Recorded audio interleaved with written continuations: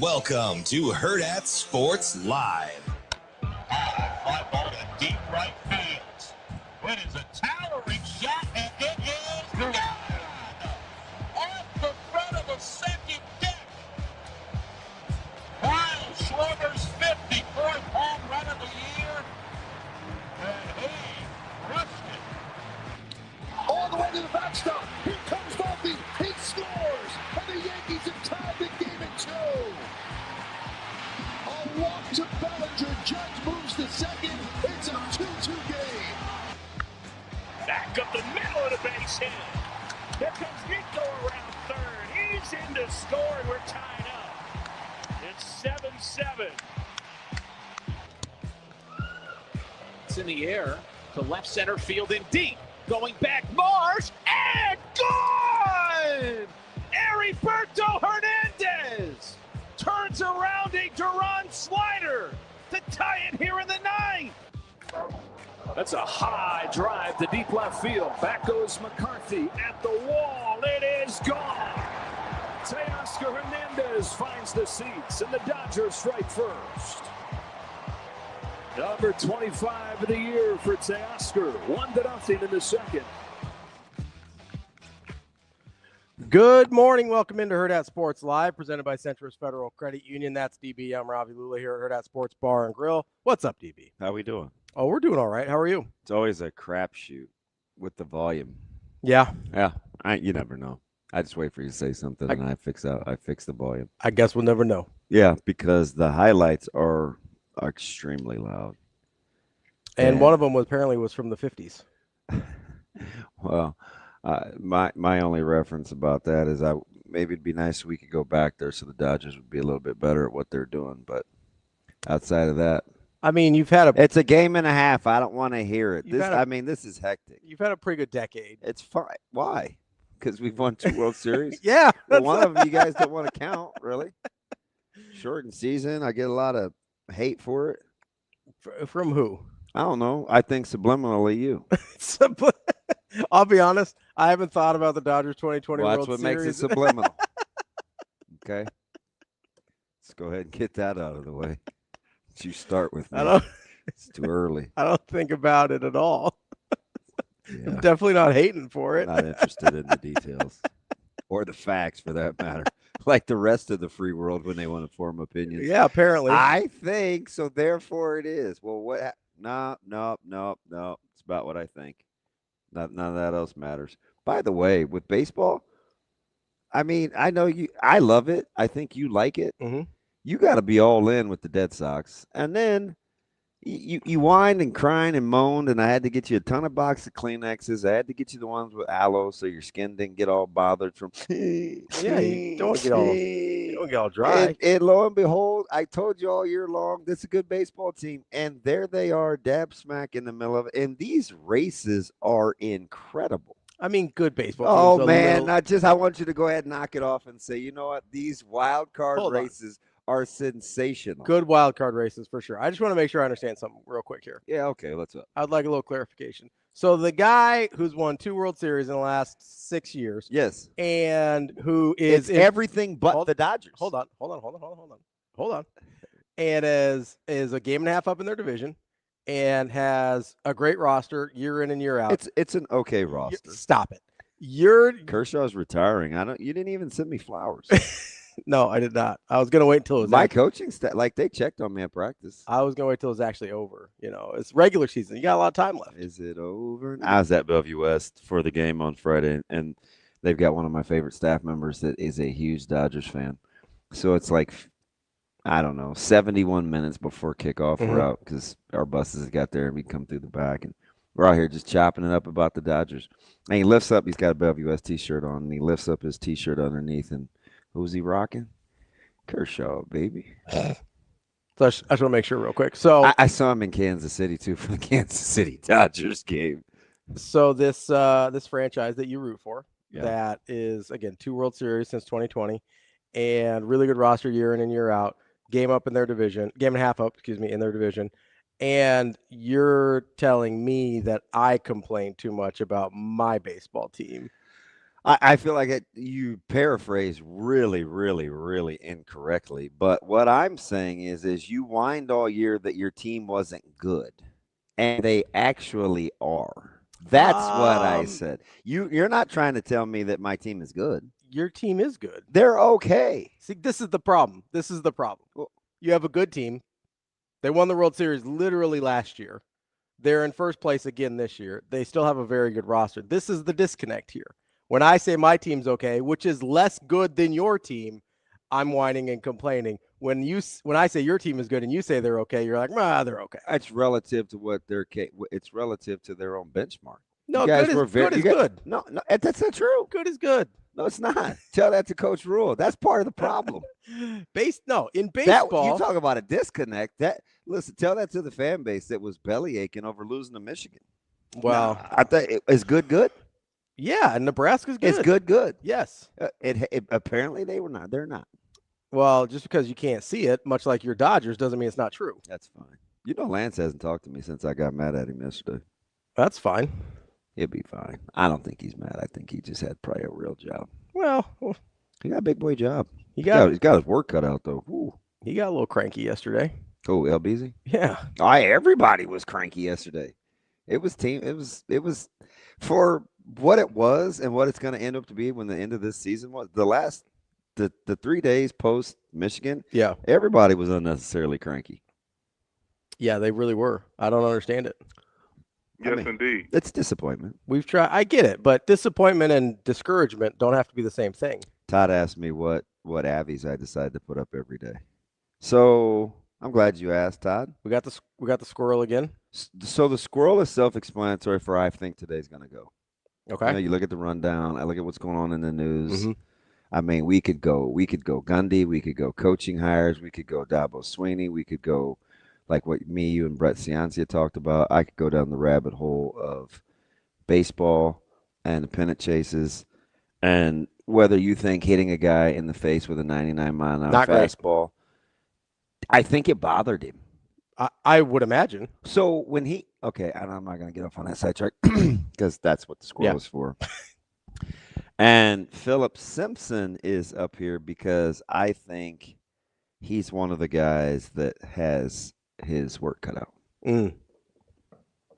I would agree. So I am channeling my subliminal positive vibes to Philip Simpson, Coach Simpson, because he'll be one of those guys that during this bye week, I think I got some. He parts his parts, pieces parts. This will be a fantastic week. I wish I could just be there. And I'm sending texts at 4 a.m. I didn't start it, so don't. I did not start it. It's funny. I woke up and reciprocated. I would love to be a fly on the wall on how this week is going. Are you mad because the camera's fuzzy? Yeah, no, I think it's fine. I'm just gonna need you to dial in. I don't really care what we look like, and I don't think you should either. Well, the rest of the free world, including our listeners, do. So are they like, oh my God, you guys look fuzzy? Yeah. Are they? Yeah, that's why I'm looking at it. It looks fine to me. I don't know. Who said that? TK. What'd he say? He said the camera is incredibly fuzzy. Oh. Literally the exact thing that you heard. I can't tell. See, on my screen, it looks normal. So until somebody says something, I don't know. I'm embarrassed. I guess he did say that. Shane, I know that he said it now. You don't need to bold it. I'm well aware now. Wow. I feel like I'm on delay. I am fuzzy. Ridiculous. It looks like there's a... Exactly. Amazing Daniel. Why is Dark hearing now? Wait, why is he Amazing Dan 1 now? No, it's the apostrophe. Remember he changed it like a week that's ago? right. I don't remember why. That's how good my eyesight is. I couldn't even tell. I can't even believe I just did that. He said exactly what you said. You're like, what are they saying? It's fuzzy. He's like, yes, they are. I can't read. It's all right. It looks fine on my screen. I can't tell until somebody tells me.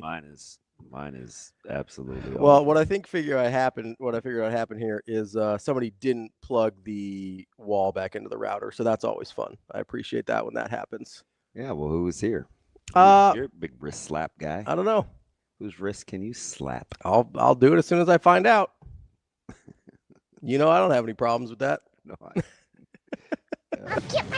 quite the tirade. I love how you light up my Twitter timeline too. It doesn't even have anything to really do with. I didn't even do it that time. And you just get this thing on Scorchy. That wasn't even really a tirade. I thought that was pretty innocuous. So people kind of took it for their own thing, like you said. They're gosh. like in their feels, and I don't get. Like I really don't. I genuinely don't understand it. Could you how about? Shane, was it Lonesome Dove? I almost said was Dovetails a show. Lonesome Dove was the name of the show. Is that correct, Ping? There was a Lonesome Dove there's also miniseries. There's also DuckTales. That's a different thing. I was going to do the Ducks, but I'm not. DuckTales. Oh, yeah, they came on at 3:30 when I got home from school from Lower Dodge. Oh, big DuckTales guy.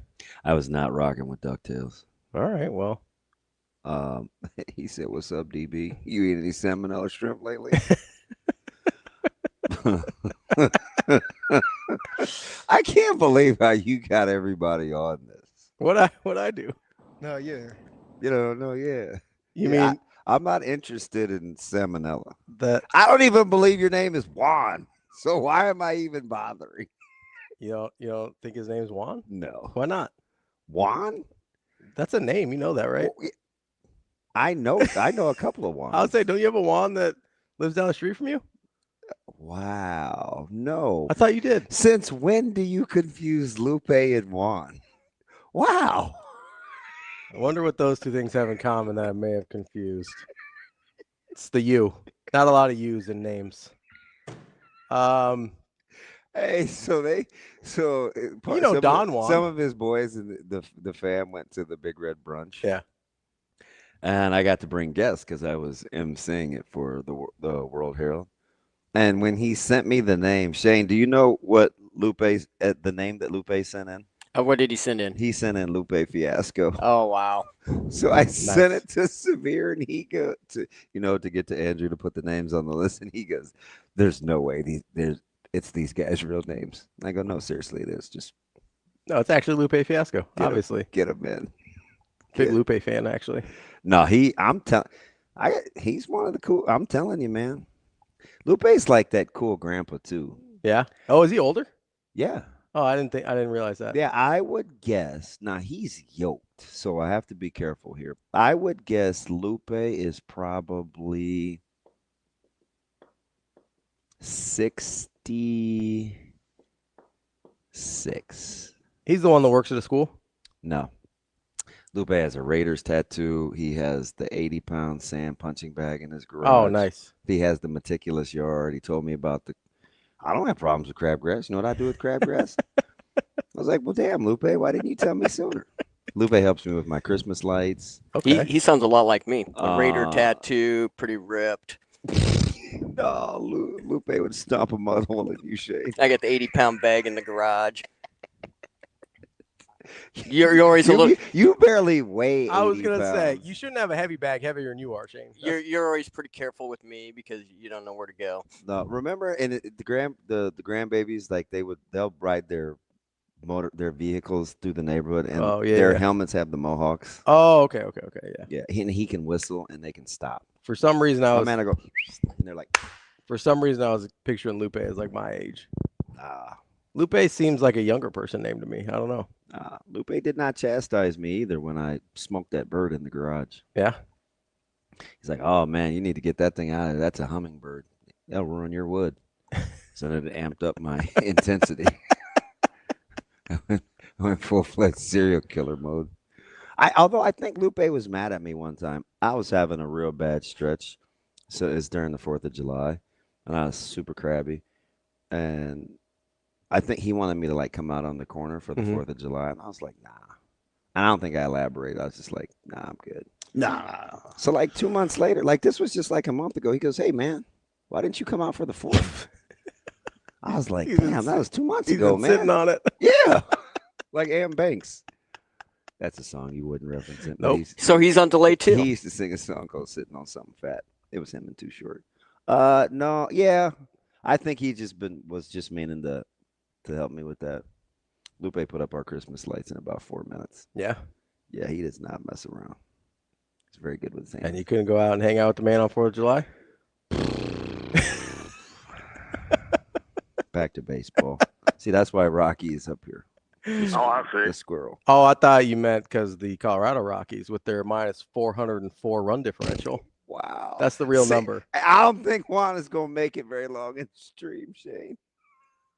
Read what Juan just said.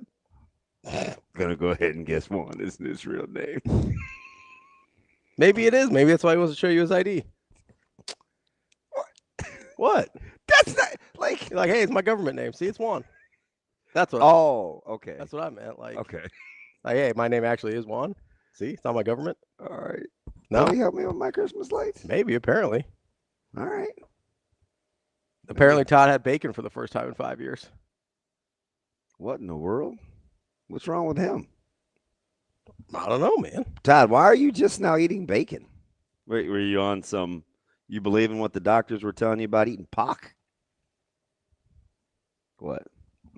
That camera is really bugging. It is. Listen, I lived my whole life fuzzy. It doesn't matter. Oh, that's not funny. He said heart condition. Oh, yeah. Come on, DV. Dang. No, oh, don't.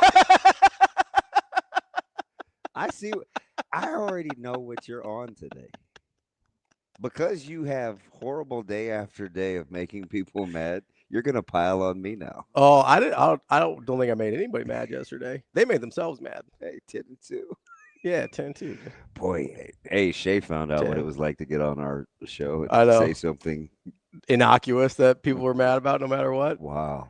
And Shafe is like that too. He goes, I don't know what this has to do with anything that I said. Yeah. But sometimes people are just going to get out what they want to get out. Yeah. Even though it doesn't have anything to do. And even though it's totally nonsensical and doesn't make any sort of rational point whatsoever. All right. So Juan is apparently very familiar with how we operate. Because now he's talking about nicknames. Yeah.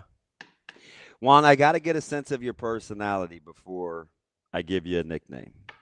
But I will oblige. That's okay. Haas wants you to talk to somebody named Lucas about bacon. I don't know who Lucas is. DB, you need to have a conversation with Lucas about bacon. LOL. Well, there's a couple things. I'm supposed to be going to lunch with Mike Lucas. Lucas Oil Stadium? Lucas may be somebody Haas knows. I have to ponder that. There's a lot happening. You don't have a bacon guy named Lucas? No, my bacon guy is Jace or Johnny. TK is asking what people were mad about Shafe about. Oh man, tell him to hit that tell him to hit that timeline. Yeah, so we I'm trying to remember what set it off, what the actual original clip was. Like Jada Pinkett and Queen Latifah? Set it off? And Vivica Fox. You big Vivica A. Fox guy? Like 25 years ago, did not age well. Back in the day? Too many doctors. She pulled a Lil' Kim. Unlike you, some people do think doctors are important. No, but like they were getting things fixed, and then it just they started looking like Carrot Top. Back in the day. Carrot Top's had a rough go of things. Yeah, I'm gonna find. So, what set Shafe off? It was a really random response to something he didn't even really say, which is typically how it goes. Yeah, it was basically just like, "Hey, you." Oh, no one predicted Nebraska. All right, so here's the deal. Yeah. So Shafe said this. Let's just start this over. So Shafe goes. It's the clip we played from Hurrdat. Mm-hmm. So if you are upset today or Monday. People that are like claiming that you're trying to gaslight them into thinking that this is a good football team. And that's not my job. I mean, you can have any opinion you want on this football team. That's yours to have. And you can go in with any perception you have. I just try to explain to people what I'm seeing, what I'm thinking, what I'm feeling, what I'm hearing, and all of that. And so coming into last week, like I thought it was a big game. I thought it was a great opportunity. I thought it set well on the schedule for Nebraska. I didn't think Michigan was a version of itself that came here in 2023. And I thought Nebraska had the opportunity to get a really big win. They didn't do it. But I also last week recall saying like, hey, the season doesn't end if they lose on Saturday. Like there's that, right? And one of the immediate responses was this guy wasn't even a fan, so it shouldn't have counted. But he goes, God, these are all out of order now. So this is like terrible radio. But anybody, so GBR, he started it. Yeah, by saying we're just going to act like we're just going to ignore the fact Nebraska is 58-37 at home since joining the Big Ten, 4-17 against top 25 opponents in the same span at home. And to top it off, Michigan was, this is the part that was really, really stupid. And to top it off, no, I mean, it is. This is nonsensical.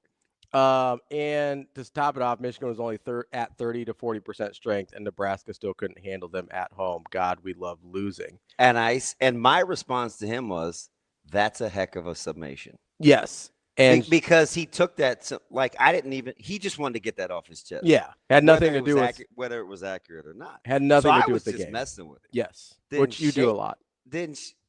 I mean, what you can't rationalize what irrational. No, I know. I think I actually enjoy it that you've just come in and start being super sarcastic, and half the time they can't tell. But did you read the response though? So this is what I felt, and I know you're gonna hammer me because you're gonna say, "Oh, good piece of cheese." You're just wanting to be nice. I felt like GBR Corn just wanted to say that to vent, so I let him. I wasn't gonna slap his hand for being emotional. I felt like it was an emotional response. I mean, you were being passive aggressive. That's fine. So I said, "Hey, that's a heck of a summation." Yeah. He said, "I try." I liked it. Then he and Shafe went into it, and then these other people started jumping. Yeah. And Shafe's valid question was, what do you mean by Michigan was at 30 to 40% strength coming in? Because that's one of the dumbest. That's one of the dumbest things I've ever heard. And then basically he was saying they're 40% as good as their national title team, which has nothing to do with anything. And also, GBR was just. Look, I'm kind of off one because he was a little too sarcastic with me. He said, well, whatever happens. He said he's on his way to work. We can play 21 questions later. I don't want to play 21 questions, Juan. I just wanted to see if you were going to be a legit dude or not. That's all. Is that 50 Cent? 21 questions? Yeah. See, I listen to some music sometimes. Yeah. I said some music sometimes. How does that get a qualifier? So I'm sitting at $80, right? Yeah. You want to win 20 of it back? Well, yeah. Tell me what the question is first. I'm not gonna blind bet. Yes or no? No, I'm not gonna blind bet. All right, well then you'd have got it. What's 50 Cent's real name? Oh, I know that one. See, you should have said yes. Yeah, I'm not. Sometimes you got to bet on yourself. Yeah, I'm not betting on you though. I wasn't gonna change the question. Right, but I had no idea what the question was. But so it could have been. You got to bet on. It could have been like, how many miles is it to the moon? Yeah, sure. I'm not going to ask you. No, I thought the question with the line of thinking was you were gonna ask me to name the artist of a different song, and I'm not very good at that, especially in certain genres. I was just going to ask you something about 50. So Curtis Jackson.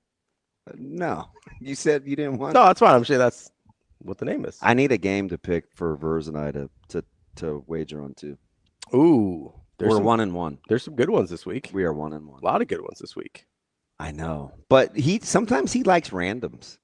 Like, I mean, K-State, Kansas and West Virginia wasn't like. And the first one we did was Oklahoma and Temple. He likes to go off the board a little bit. So we need one of those. He's like you. He's playing the line, not the matchup. Oh, You want that Bednarik hand, you're going to let that baby rip. All right, I'm back to liking Juan again. Juan said no. I just like how he typed it with all the O's. No. I mean to help you get to know me for a nickname. All right, Juan, you're back in the tree of truth. No. What? I can't like Juan? TK says, you just asked Ravi to play Russian roulette without telling him if it was a real gun or a Nerf gun. Exactly. Yeah, and I'm going to say no to that every time. Dude, you're rich. What do you care about $20 for? I'm not going in blind. Also, I'm not rich. I just don't have kids. Yeah, whatever. AJ Axon Jackson said, DB, what bet did you have with Vers? We pick a random game every week, Axon Jackson, and we play it against the line. So I told him Temple would cover against Oklahoma. They did not. So that was $20. Last week, I let him pick the game, too. I gave him like 3 choices. He's like, nah, I don't want that one. Yeah. Nah, I don't want that one. Nah, I don't want that one. So last week was Kansas laying 13.5 to West Virginia. So we just pick a random game. Who did you have? Which side did you have on that one? Kansas. Okay. Yeah, free DB. You think you're going to, I don't know, make him pick a good game this week. No, he doesn't. Okay. I'm not going to speak for him because then he'll do just the opposite. I know. That's how you got a Jedi mind trick him into it. You know which one? You know what I want to take? You want to take Virginia. I'm not going to speak for him. Let's just pass on how he feels about the coaches. I want to take Kansas State UCF. So I didn't realize he had beef with Chris Kleiman. That's weird. He's upset with Connor Riley that he left K-State to go to Dallas. Oh, yeah, that's tough. That's tough out here. It's like, hey, you're the OC over here. You're going to be an O-line coach. What's that all about, bud? It's not really fair. That's what it was. It's not like, I still can't believe K-State's favorite, but I'd take the Wildcats. Just because it smells too funny? It stinks. Maybe Vegas hasn't caught up to the fact yet that Scott Frost can only win football games where nobody gives a shit. Like maybe that's the line Vegas hasn't figured out yet. Oh, Wesleyan and Luther. What's the total? I'd like a total in that game. Ooh, no, is that Wesleyan or Northwestern? Like Northwestern College? Oh, it might be because that is the league. Yep. Right. Yep. You're right. Big Red Raiders guy. That's not a tough conference. It is. I got. What is that, GPAC? Yeah, college. A couple players in there I play. Yeah. No, I'm not hating on Northwestern. Good football program up there. Dang, Haas has some range. I don't know as much about Luther. He's a bad guy, Superman. Isn't Northwestern where they got Gramstead from?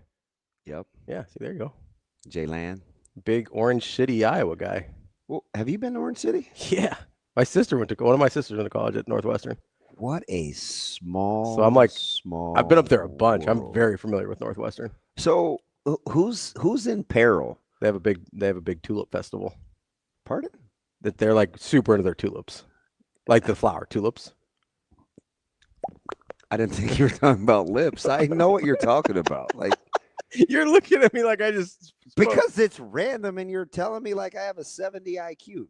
No disrespect to anybody that has a 70 IQ, but like why did you tell me? For tulips, because you got to see the face you're giving me. No, I can't. It's the camera's blurry. Oh, it's fuzzy. That's the problem. Yeah, fuzzy. Yeah, the face you gave me was like, I have never heard that. Also, sometimes I think I say things that sound normal, and much like the we have a defense Jen situation. Did you see that commercial? I did not. Much like the Jen situation, other people hear me say something and it doesn't sound that way in my head. Yeah, because I was saying it correctly, Jen and Jen. So I didn't know if I had said something, because sometimes you like if I say like reparations, you're like, oh, that's not really how you say that, and I'm like, oh, okay. I understood tulips. Okay, well, I wasn't sure. You were looking at me in a way that I felt like I needed to say it again. No, I think that's just how you operate. But no, they have a big festival up there. It's illegal to pick tulips in Orange City, Iowa. Is that a blue law or like legit? It's like a ticket. You're not going to prison, but like they'll write you a ticket for it. Do you know what blue laws are? No, I don't. Oh, really? I really don't. Yeah, you're pretty smart. I have not heard that term before. I don't think. You could have just said yes or no, but you couldn't answer yes or no if you don't know what a blue law is. Yeah. Blue laws are like, Shane, you describe them as one of those innocuous laws that like is a law, but nobody really. It's like on the books from a long time really ago. knows. Yeah. It's like, hey, you're not allowed to tie your horse up on a Sunday. Yeah. You really can't pick a tulip. When my sister was up there, that was the law. I don't know if they've changed it since then. Yeah. But that was a real thing. Okay. Yeah. It does stink when you go up there, Terrence. You're not wrong. What does T-Mac know about? A lot of pig farms up there. Well, you have track up there, or like? What? I don't know. Maybe he has some players go up there. Some track athletes. He's not that old. I don't know if they've got track at Northwestern. That feels like one of those sports. Sometimes they kind of like geet to the side when money becomes an issue. He said it's Pella, Iowa, not Orange City for the Tulip Festival. They have one in Orange City too, Jay. I promise. I've been to it. These guys. Maybe it's a whole Iowa. It's our stream. It's the Dutch. Our stream needs a name. I mean, it's just menace after menace after menace. It's all the Dutch people that you can't say anything and be safe in the stream. No. There's like you got like a handful of nice diplomats. Everybody else, it's like orcas and great whites. I just like Jack out here is like, hey, who so Jack's all business. Yeah, he's like, who's Oklahoma State gonna hire? Listen, Jack's like, man, enough of this nonsense. I'm actually, can I be honest? I'm really disappointed in Shane today. Why? You're disappointed in him 4 out of the 5 days. That's not true. Just today. we'll see what tomorrow brings. But be reasonable. I really that is the most Jack response ever. Okay. Like why can't we Orange just get City, the Gundy? it is illegal to pick tulips from public parks and display areas. They're the property of the city and the Tulip Festival organization, and harvesting them is considered theft. See, there we go. Are you and Brother Ball going at it? Maze is my guy. No, I'm just saying, like, there is a tulip festival in. It's not like Pella has a copyright on tulip festivals. Here we go. Where they're like, hey, only. I actually think it's a Dutch thing. It's like me, you and Tom, or it's like me and Tom yesterday. I haven't seen Tom since. Tom, okay? I don't know. I am not. Fornelli, because I've been crushing him for about the other Tom. Oh, okay. The other Tom that said that I was chastising all fans, and I was like, no, just you, bud. No, listen. Yesterday was not a good day for comprehension. Even my man Lance couldn't get it. Ravi's not wrong about Orange City. That felt so wrong typing it. Yeah, imagine how. Yes, Jason, windmills too. They're big into their windmills up there. Love their windmills up in Orange City. Why are you disappointed in Shane? Oh, yeah. So thank you, Jack, for keeping me on track here. Squirrel. You just wanted to hear you. I really want to hear Shane do the drop of Jack's voice. No, I really thought he was going to have. I mean, listen, there's not a. I get that the baseball races are great, but they are outside of baseball. There's not a ton going on yesterday in the sports world locally. I just mean nationally for games. Johnny Mateer.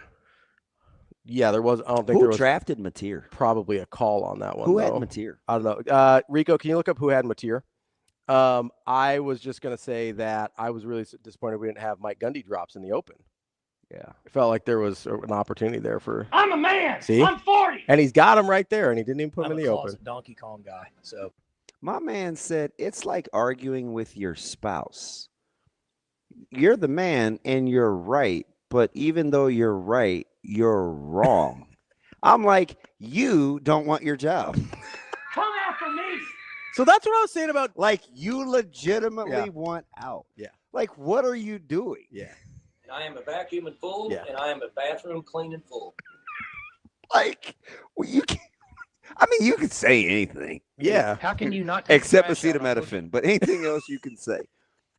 It's just crazy how you can't just. Like, what was he trying to do?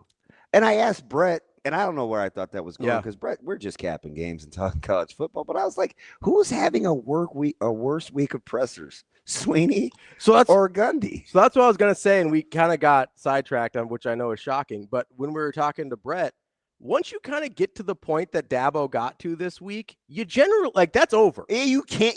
It's over. You typically don't come back. And here's the crazy thing about because mentally they've got to a place where they're done. Listen. Yeah. So here's the thing, and you're right. We didn't go deep, but he's had 3 different messages 3 weeks in a row. Mm-hmm.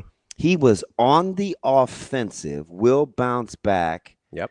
This is Clemson to, do you know how much I've won here? Like, when you have to ask, do you know who I am? Yeah, you're cooked. He went to 7 out of 11. Then this week it was, I give everything I have for Clemson. Like, I'm like, wait a minute. The messages are all. It's the difference between 1 and 1 and 1 and 3. But I was kind of rocking with Brett when he said, you know what? I don't think he's prepared for this. I just know when you're a coach and you go to the place that Gundy or Dabo has gone in the last week or two. Kind of the sabotaging? Kind of the just almost daring them. Like, do you know who I am? Like, do you know how much I've won here? Or like well, he does have 10 of the 11 double-digit seasons. I understand that, but has that ever mattered? Like, when you start to lose, has it ever mattered? Like, it's what have you done for me lately? That's not true. It's almost never. It's not. It's almost never. It's really not true at all, Shane. It is true. Tell him again. That ain't true. It's not. Talking about a kid, get everything right. No, like once you get to a certain point. That's not true. Yeah, it is. It doesn't matter. Like, you know this. Once you get to a certain point, it doesn't matter how much you've won. If it's been long enough and you start losing, they don't care the history. I was talking 2 years ago about Iowa freaking State. Not exactly a football juggernaut or blue blood. And their fans are starting to talk about getting rid of Matt Campbell. Yeah, that was another classic league. Because they go 7-6 2 years in a row. And I'm like, I'm sorry. You're Iowa State, and this is by far the best coach you have ever had. And there's not even a discussion here. You could go by wins. You could go by rankings. You can go by any metric you want. Matt Campbell's the best coach you've had there by a mile. You haven't even started to regress to where you were, and you're talking about we might need to move on. Memories are short here, man. Like, I told you, Cignetti screwed it up for everyone. He did. Yeah. He did. Cignetti came up on Big Red wrap-up last night. All right, that's the impact that old Kurt is having. Number 1 out of 126. Not a fan. Hey. Not a fan. Shade, what would Kurt tell Ravi, considering he's not a fan of old Coach Cignetti? Next question. That's fine. I don't have any questions for him. It's pretty simple. I win. I know how the internet works, Coach. You can. Oh, man said it's pretty good. It's pretty good, huh? You can win and still be a ginormous jackwagon. Not bad. Go look at UConn. They got one right up there. 10-0. And what did he say after that? It's pretty good, huh? Went to bed, woke up, played 3:30, kicked their ass. What happened after the 10-0, Coach? What happened there? Best season in Indiana history. That's what happened.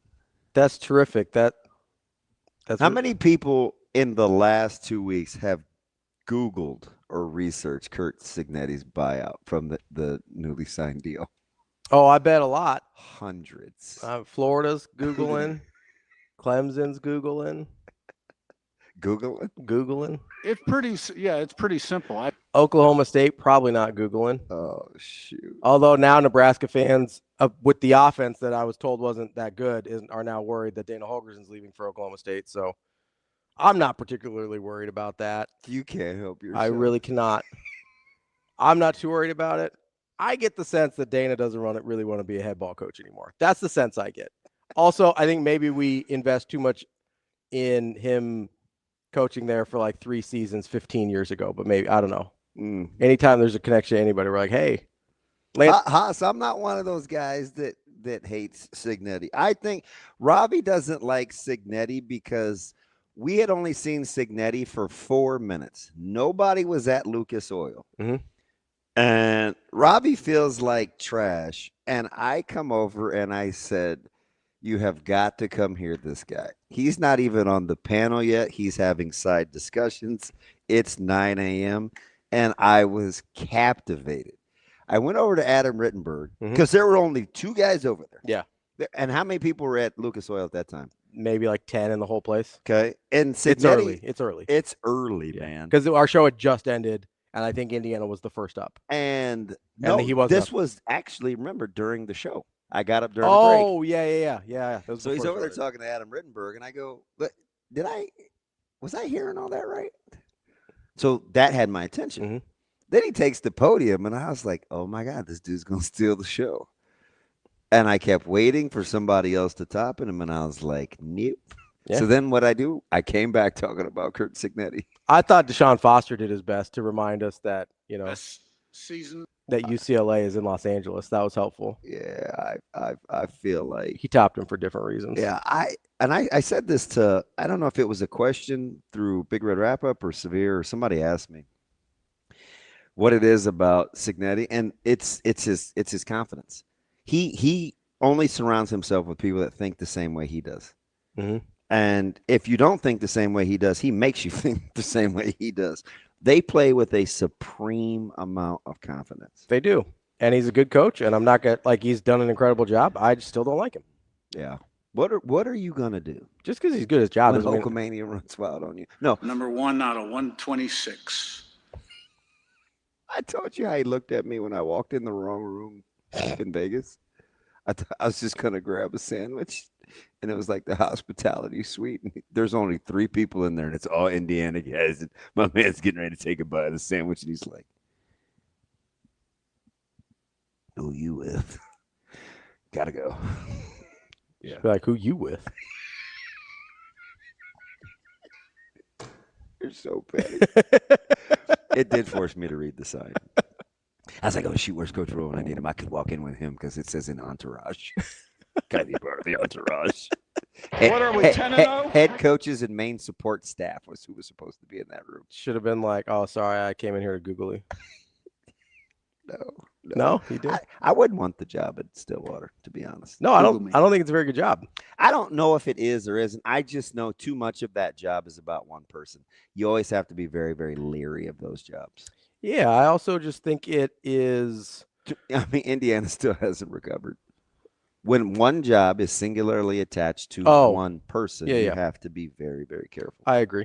I also, because even as much as Shire's won, he still has that great big old shadow. Yeah, the only of doing more with less. Yeah, the only and option he wins a ton. Is to he's not. No one's even going to give him any credit until he wins the national championship. I know. Which is not a great place to be. Believe me, like that's not a great place to be. All we talked about when they lost was how could you lose with 3 top 20 draft picks? Yeah. Not that you got there. Yeah, not that Shire has an impossible job unless he wins the Natty. And we act like Coach K. And he's recruited his tail off. Yeah, we act like Coach K didn't lose with 3 top 5 draft picks in the same class. Yeah, you got to be careful about taking a job that's associated with one person. No, it's tough. It's also, I mean, that was the DeBoer. 10 of 11, right? 10 of 11 of the double-digit win seasons. I believe so. Gundy has. I believe so. As a player and a coach. Yeah. I believe that's correct. That's not true. I don't know if So I know Boone passed, but what happened to his money? Like the board of trustees just isn't as giving? I have no idea. That's why I'm not sure if it's a good job or not. Because without the money, it's a terrible job. And I don't know if the money's there or not. It seems like it hasn't been. And I don't know if it's also like. Well, Adidas can't fire him, remember? Gundy and administration have been butting heads for like a decade at this point. He picked the fight with Lanning. Like he was. I don't know, man. He was being very intentional about the outcome he wanted. Yeah. He took the pay cut and still got the buyout. That ain't too bad. I think he cut his salary by like $1.5 million going into this year, which, as we know around here, famously works out almost all the time. Well, if you don't have a conscience and you don't care about strength and conditioning staff and support staff and admin and everybody else needing Brinks moving trucks. Mm-hmm. I mean, being a head coach is a really good job to have because you get paid to leave. Yeah. Now, that's if you don't have a conscience about the other 100 jobs that are going to be lost. I wonder but we knew that could have been like that. $1 million less this year. Yeah, that's what I said. It took $1.5 million less. That was off the top, man. I mean, I'm brilliant, but I ain't that brilliant. We're going to check what his buyout is. Oh, don't you know? Who was that? A leprechaun? That was Fleck. Why did he talk like that? Play that again. It was the first game. Oh, don't you know? Oh. Looks like it's only 15 mil. Did you really say only? I mean, we just watched guys get laid off for like 30, 40, 80. Boats, Dockers, Capris, $45 lunches. I get it. What are you talking about? My man said only $15 million. To not work? You know how you're telling to not work? I mean, it's not even as much as Scott Frost got. You're still mad about that, but I'm not mad at you for being mad. Forever. No, not forever. If he ever says one nice thing about the state of Nebraska or the University of Nebraska, doesn't have to be either, or it could be either, doesn't have to be both. If Scott Frost ever says one nice thing about the place he is from or the place he played, I'll let it go. Okay. One genuinely nice thing, not his sarcastic BS he always does. If he ever, I swear to you, if he genuinely says one nice thing about the state of the university, I will drop it forever. I'm going to ask you a question. I want you to keep it a buck. Okay. Did you get into weightlifting and powerlifting just to be strong enough to hold all the grudges? I'm dead talk serious. Nah. I was like your great big the knapsack, the wheelbarrow of grudges that you carry. Yeah. Is that why you want to be yoked? Nah. I was born strong enough to carry those. Are you Samson? Not cut my hair off. Duval. I mean, it is incredible. No, listen, if he says one nice thing, I'll let it go forever. Right. I'll never bring it up again. One nice thing. I'm not mad that you rock with Nebraska. You know why I can say that so confidently? Because I'm pretty sure I know exactly who that dude is, and he will never say a nice thing about this place because it could never have possibly been his fault. Had to be all Nebraska's fault. State, university, fans, support staff, AD, players. Maybe he goes to Stillwater. No, I'm just playing. Good luck, bud. You ever been to Stillwater? No, and I don't plan to. Oof. I've been to Norman. It's bad enough. Tough. Norman's not a lot of fun Who either. takes that job? I think it's going to be one of the smaller school Texas guys, like Kenny or Trailer. Oh, UTSA. Yeah. Yeah, I mean, I get it with the roots, but is that a better job? Is Okie State a better job than the Roadrunners? It's in a better conference. I think you're going to have a hard time attracting anyone higher than that level of coach. Like, I don't think they're going out and getting a sitting Power 4 coach. It's either going to be somebody unemployed who desperately wants back in, or... Did we finish Googling the new terms of Cignetti's buyout? No, I'll check here. Because he just got the new deal in the offseason, right? Yeah, I believe so. The extension? It is only... He said only. Only. If he resigns before December 1st, 2025, which he likely would if he takes another job, $13 million. Oh, God. So pretty reasonable for what the contract was. Cheap. Oh, so 15, I was doing too much. Now 13 is cheap. For a guy that's going to win no less than 20 games in 2 years. Yeah, I know. No, very reasonable number. That seems intentional on his part. If I had to be, what? Is it not? Anytime you see a buyout number that doesn't seem to match the contract, you're like, yeah, that's on purpose. Yeah. Right? Yeah. Like, my man's is, I don't think he's sticking around Bloomington forever. Watch Wild Wild West. He's a climber. Here we go. He's always has been, man. It's not that I don't like him as a person. Ain't no hill for a climber. I just don't like anything he says out loud. That's fine.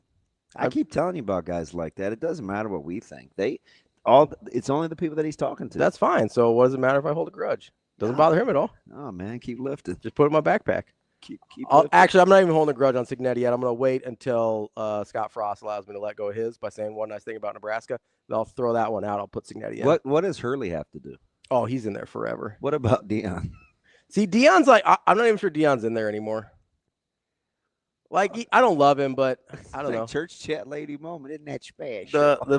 I'm having a hard time mustering the vitriol for Dion lately. Really? Yeah. Are you growing up? No, absolutely not. Definitely not an option. So in certain cities that ain't. Hey. I don't like how he started. They got your boys this week, don't they? Doesn't BYU go He's to got Boulder? BYU. Yeah, they got BYU. I think it's at Colorado, I thought. Yeah, that's what I said, Boulder. Oh, yeah. Were you confusing it with someplace else? Yeah, Provo. Colorado Springs? Big Provo guy. Fort Collins? Greeley? Where? Love Greeley.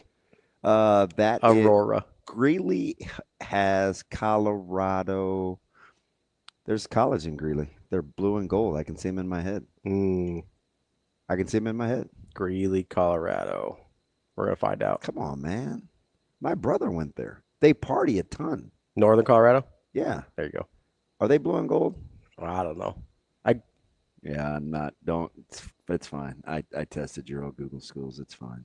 Rico's calling me. I think we might need to take a break. All right, we'll take a break. All right, that's DP. I'm Ravi. Let's Hurrdat Sports Live.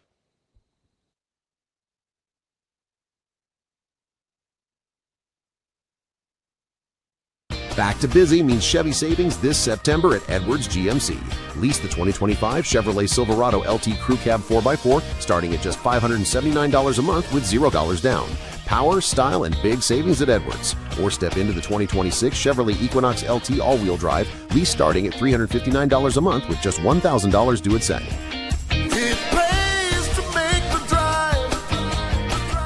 It pays to make the drive to Edwards Chevrolet Buick GMC Cadillac.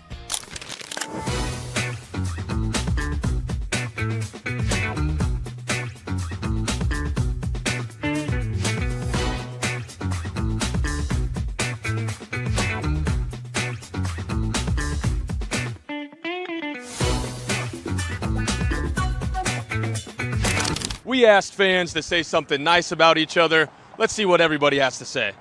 I would say the one thing I like about Michigan is Taylor Lewan. This place has been great. Everybody's really nice to us. Nebraska has the nicest people. Go Big Red. Well, I'm glad they beat Alabama a couple of years ago. Just a volleyball school, and that's all there is to it. Say something nice about Michigan? No, there's nothing really nice about Michigan. Not even the lakes? Never been there, so never plan on going, never will. If I had to say it, though, I would say Michigan. What is good about Michigan? The reason that we came is because all of the Michigan fans who have ever been to Lincoln say this is the best place for away fans. And that's actually why we came. Everybody's really nice. They say, have a good game even though we're the opponent. So the Huskers have a great reputation in Ann Arbor, which is where we're from. Today's Fan on the Street was brought to you by Warhorse Sportsbook and Casino.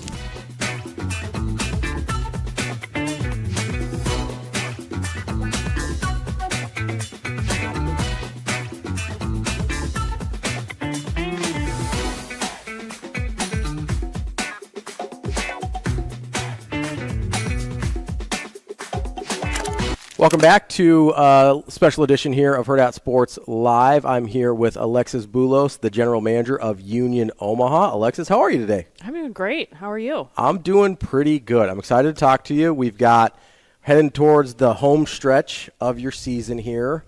It was kind of funny, though. We were talking beforehand. Your life basically looks the same regardless, right? Like you're busy all the time, in season, out of season, game day, match day, whatever. It's all the same. Correct. It just as I mentioned, it just so happens. Oh, it's a Wednesday night. We have a match tonight. Or oh, it's Sunday. I guess I need to go into the office because we have a match today.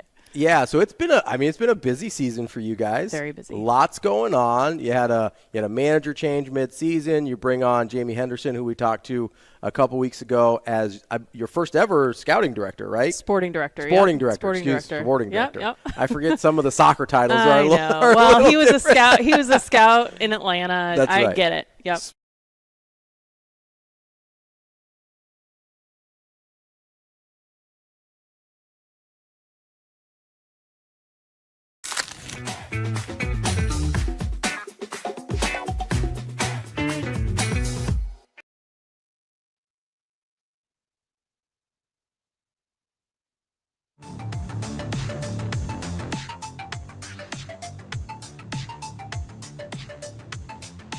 You're listening to Hurrdat Sports Live.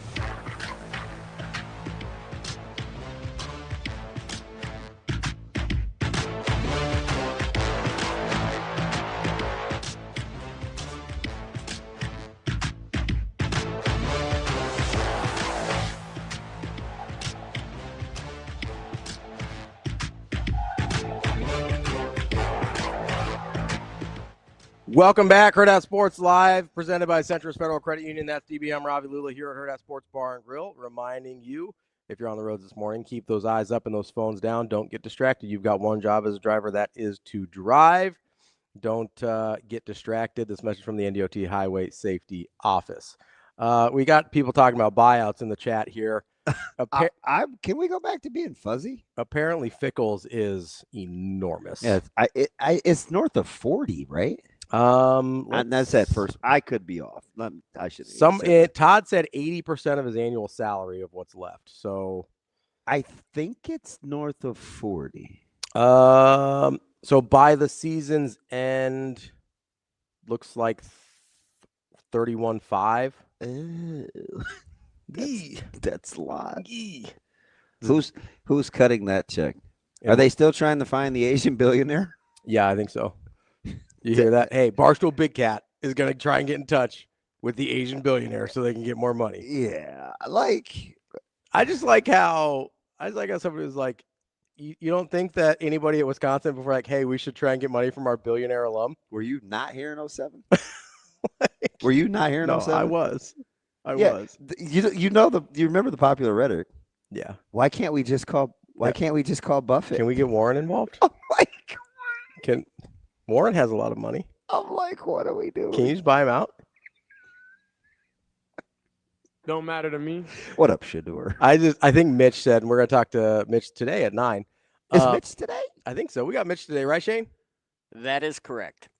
Look at that. He just answered the question immediately. Wow, no him hawing around. Incredible. There's no failure in sports.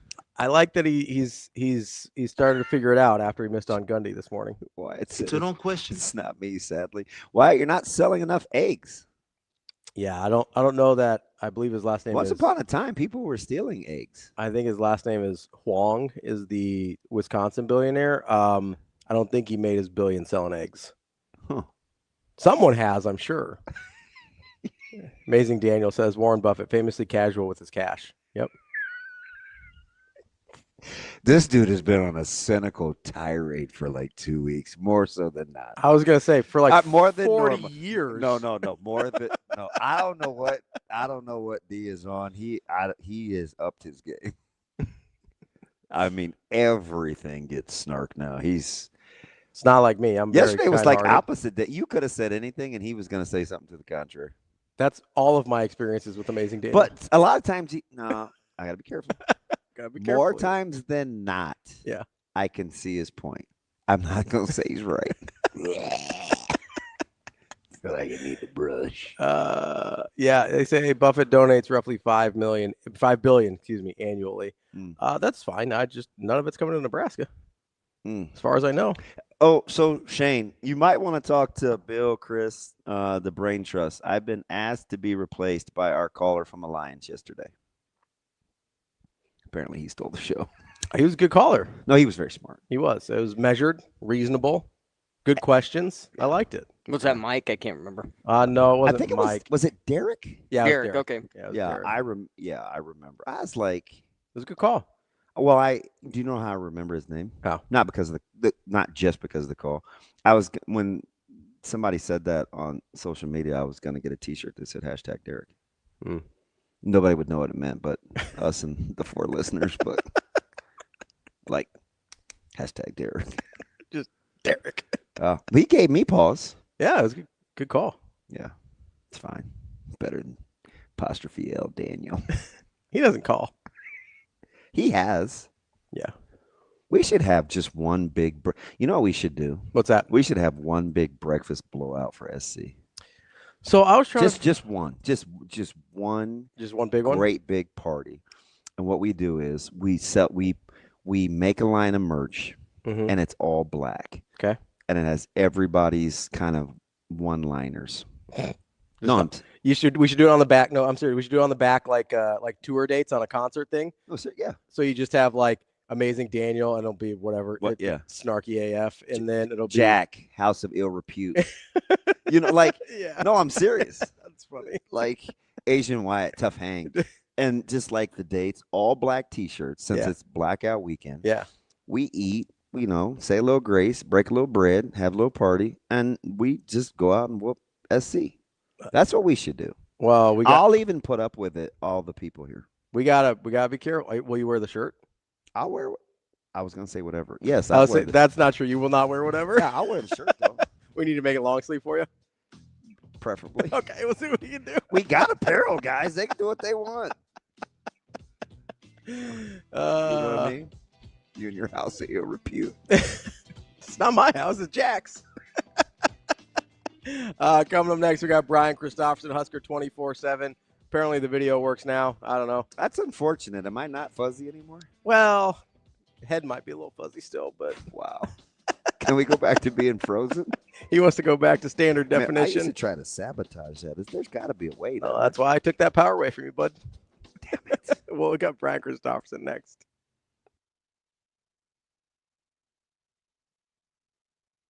Who is Nebraska volleyball's biggest rival? Penn State. Penn State? Why Penn State? Oh, just because we don't like them.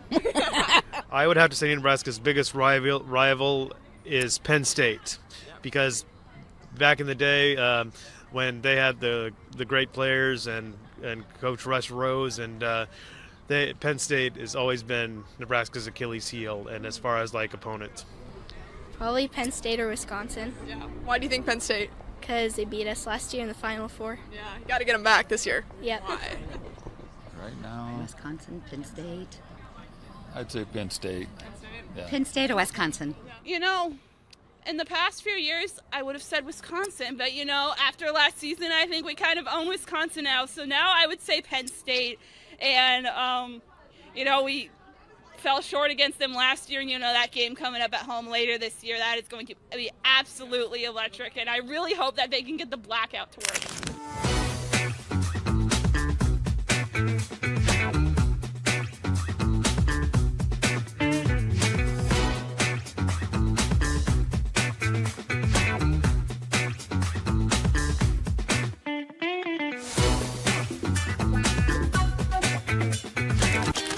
This September at Edwards Hyundai, lease the 2025 Hyundai Tucson SE all-wheel drive, starting at just $249 a month. Style, tech, and value that makes getting back to busy easier.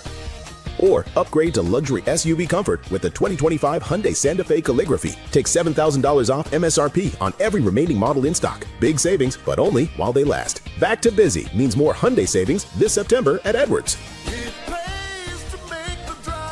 It pays to make the drive to Edwards Hyundai in Council Bluffs.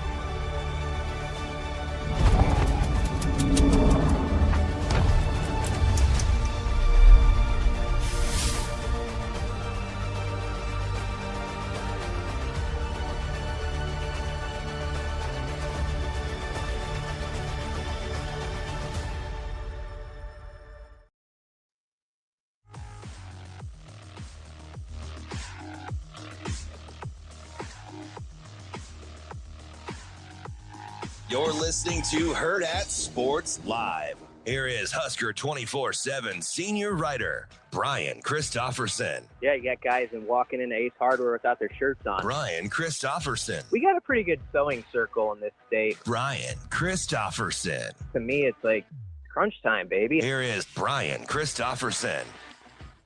Welcome back, Hurrdat Sports Live, presented by Centris Federal Credit Union. That's DB. I'm Ravi Lulla here at Hurrdat Sports Bar and Grill. We are joined now by Brian Christopherson, Husker 24/7. BC, what's going on, bud? I'm doing well. How are you guys? B Sizzle. How are things? I'm all right. I mean, I don't have the stress of my baseball team having anything important this week, and so that's actually, I guess, like kind of a weight off your shoulders. How would you like to be Mike J. Schaefer, where you thought, yeah, I can't wait for this offseason. You know, I get to look. Wait a minute. Playoffs. Playoffs? Like, just all of the sudden, what in the world do you think Detroit is doing? I don't know. They did that once, like 15 to 20 years ago, too, with the Twins, where the Twins caught them in a similar situation. But this it's shaping up as one of the more epic collapses, or if you want to call it a surge, if you're more positive thinking from Cleveland's end. Because I think I saw yesterday it was a 12.5 game deficit on August 23rd. Absolutely That's correct amazing. to the day. Yeah, it's unbelievable. Unbelievable. Amazing. So, yeah. I mean, what would be really impressive is if Detroit actually punched back now in this last 5 games. I don't really see it, but I always enjoy that in sports too, and especially in March Madness, like that sometimes you'll get that 15 seed doing something to the 2 seed, and the gym's going crazy, and then the 2 seed steps back and punches them and lands it and pulls away. So if Detroit did that, I would be similarly impressed. But I'm pulling for Schaef's Guards. Yeah, as long as Scooble's still bouncing 57-foot pitches and snapping balls between his legs like a long snapper, I think Guardians got a chance. Like, what? I don't know, man. I think it's so hard to quantify psyche and mindset, but Toronto, the Tigers are to the negative. Indiana, Hoosiers football is to the positive. Like, when you play with confidence or you don't, it's like you can see it right away. Yeah, Yeah, it's everything. Having that belief, having that success recently that you can use as a trampoline into what's next. You're like, we just did this, we're going to do it again, and it just builds on itself. It is amazing how it works in sports. It's actually kind of amazing too how it sometimes is like either a gray cloud or a bit of positivity over certain sports towns. Like there's certain towns where there's an expectation something good is going to happen, and it kind of bleeds into the team. And then there's other towns where it's always thinking, sort of like it is up in Minnesota, that the other shoe's about to drop, and then it tends to happen. So that's I don't know. That's there's some deep psychology there that's beyond my brain. BC here for Carson Wentz. I think so. Now, so we're in a safe spot. B. We kind of warmed up to the whole friendship thing this morning. I think it's time to admit out loud why Nebraska really lost to Michigan on Saturday. Are you ready? I know what you're gonna say. Yeah, go. Yeah. Well, the whole routine was screwed up. The whole morning routine was screwed up. I normally, as I've explained before, just walk over. I say hello to BC. He's minding his own business. I ask where his guys are. He tells me they're down taking pictures. It's fine. We move on. He says, "Hey, have a good call." BC, would you like to share what was different about this week as Nebraska takes the L to Michigan? Yeah, those two a-holes were sitting there. You came over, and there they were. Bronson Schaefer sitting there twiddling their thumbs, and I could see it in your eyes. You're like, "Well, this is not good." You're feeling good about how this game was going to go, like all the build up to the week, and it's like, wait. You took like a step back. You were about to be like Homer Simpson in the one meme where you go back into the bushes.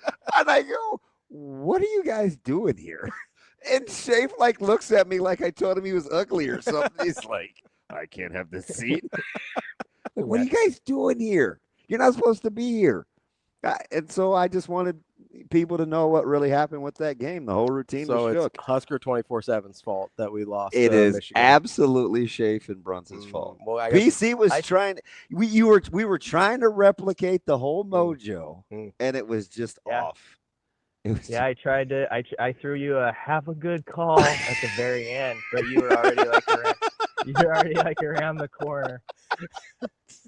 I was traumatized, I think you did have a good call. You guys did have a good call. I listened to, but obviously what you were calling wasn't as ideal as we hoped. BC, how do you parse through, or maybe this may be the difference between media, fans, and coaches, because we follow Parker Fleming, and we've had him on the show, and he had the amazing stats of Nebraska winning on first and second down, both offensively and defensively, right? But Michigan in control for most of that game, and I think the fans kind of roll their eyes. It's like, oh shoot, man, like Michigan controlled the game.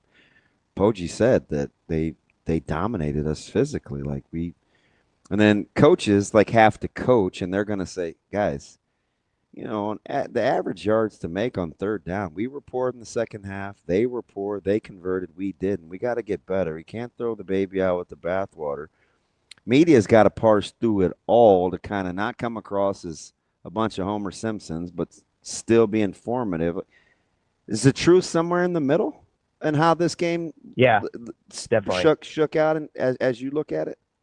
I think you can say Michigan did win in the trenches. Matt Rule said that. It was obvious to most people. It wasn't to the level that Biff Poggi described it after the game. But to the winners go those sort of quotes, right? I mean, that's what happens in post games after games like that. And he sort of brought out the element of we're basically dominated. It felt like we were really controlling the fourth quarter. Well, you go to that last drive that was a killer for Nebraska, the 16-play drive on defense. 3rd and 5, you have a guy there to make a tackle. That drive ends 7 minutes earlier if you make that tackle. 3rd and 10 on the next sequence, you miss one in space. Then 3rd and 9, I think it was. Then the 3rd and 10. And so, to your point, Nebraska had actually won the early downs on 3 separate occasions on that series that was so damning. The to 16-play result. drive, right? That's where you got them right Yeah. where you wanted them. And so we can go through it and say, like, yeah, I do think Michigan, at the end of the day, when you run for 286, and yes, we have to count those explosives. That's part of the deal. You don't just erase those in the conversation. So you say, yeah, they won up front. There's things that definitely need improved at all three levels. That's going to be the easy thing on tape this week. Is it's going to be very simple, I think, in Nebraska's world to show guys this is not just a D-line conversation. You all know it. Like, everybody had their part to play in some of these plays that got away from Nebraska. But yeah, they were in spots that were favorable. They had Michigan at 1 of 8 on third down prior to that final series, and then bad tackling. I mean, in a lot of ways, as much as people have talked about the trenches in this game, which again, I say Michigan had the edge there. Michigan also won in space. They made plays where they made Nebraska miss tackles or they ran out of tackles. And Nebraska did not get out of many Michigan tackles. That was a good tackling team that put down plays in their spot a lot of times. And I think in a large part that was the difference as much as anything. Yeah, there's a whole correlation, and I'm the oldest, but there's a song called "Got You Where I Want You," and because I thought Nebraska a lot of times had Michigan right where they wanted them. But the irony of that song, the group is the Flies. But the irony of that song is it's from a movie called Disturbing Behavior. So the disturbing, it's just funny what comes to my mind. The disturbing behavior that we're kind of talking about, that we're dancing around a little bit, is we want to use physicality and tackling, and we kind of want to lump them all together. When you look at because we've talked about tackling in space, I'm like, shoot, man, Michigan had 40 solo tackles. That's a ton, right? Can you separate the two when Shane's playing a little of the Flies? Yeah. Anyway, do you remember the song, BC? This seems kind of BCS. Oh, yeah. This 90s. I can barely hear it on my phone, but this is from the 90s, right? Got you where I want you. Yeah, yep. That's disturbing behavior. But so do you separate that? Do you feel it's important for the coaches to separate that during a bye week to teach? Because you don't really want to be in your feels, but you do want to acknowledge where you need to be better. Yeah, I think you can separate those two things. That's going to be a big thing for this team, though, coming out of the bye is can they be that better tackling squad? We've talked about this all off season. I was ultra impressed by the 23 defense and how they tackled most of the year. And I guess the one thing that was a commonality or a vision in my head of that defense was how many hats were to the football and how many guys were there to clean stuff up, it felt like, on certain plays. It always felt like there was a lot of gang tackling, and if one guy missed, there was another guy to finish it off. I thought they took a little bit of a step back last year. We talked about that. And then so far this season, I think they're either neutral to last year or even a little behind last year. And so that's where you have to make up ground. And I do think there is a separation point, as you're saying, or as you're talking about there, with that and physical football. Like you do need your defensive linemen to get off blocks and get that pushback that I think has been lacking to some degree. That's one thing, but then you do need your guys to go hit on those techniques and fundamentals you've worked on all off season and tackling and rally to the ball and get hats to it. So that's got to be something that shows up a lot better, I think, going forward, because when I watched it back, and then you look even in the numbers, when you took out the explosives and the 3 third down plays, 3 explosives, 3 third down plays, that was 207 yards for Michigan right there. Yeah. And they count again, but you can tell your team this is fixable. These are those 207 yards. Look at what each person did on that play. It's right there in front of us. This can be fixed, but we got to put in the work and you got to make it happen, because you can't have too many of these weeks where afterwards you're saying, well, we stopped them on all but 2 plays, because that'll still get you in this league. It's interesting because when you talk about that, though, there has to be, because it's coaching. Again, it's the difference between coaching and fandom. You can't rest in it, but you also can't panic through it too, because you think getting Michigan off the field, they're only converting 33% of their third downs. They were 1 for their first 8, 0 for their first 6. You ran 22 more plays. You had the ball almost 8 more minutes. Like there has to be some fruit in that, doesn't there? I mean, normally that wins you games. Yeah, I think you have to get your guys to get outside of whatever they're hearing beyond the walls and be like, there's plenty that needs fixed. You guys know it. I know it. Let's go through that. And there's good things here too. And we can grow those good things. And I think we can fix those things that were off on certain plays and make guys believe that. Make them look around college football. And, the bye week in some ways, it's painful, as Dylan Raiola said, because you got to taste this in your mouth for extra time.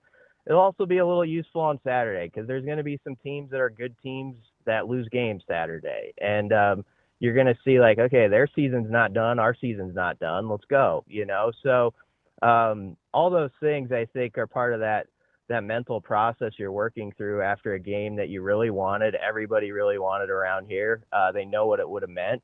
It didn't happen. And you got to now say, we've got some things that are growing in this program. I think that, you think that. Let's just go be better next week and make this a start to a good October, because I'm getting away from the question, but I mean, big picture, when I first saw the 25 schedule for Nebraska football, October was the month that I said, if this program is going to go from that 6-7 to that 8-9 and then go for more, it's got to have that October where it's like Reggie Jackson, you're Mr. October.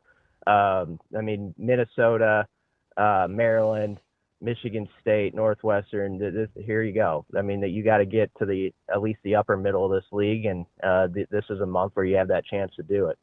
Yeah, if you want to. I mean, you can't be afraid to have the discussions either if you're trying to project, which you don't want to really, because you do have to go game by game, but you do need to start thinking in its totality. 4-0, right? Like you got to start thinking. It has to be 4-0. Yeah, has to be. Like that's just. If you ever want to be where you need to be, you have to beat games like this all the time. You have to have these real conversations.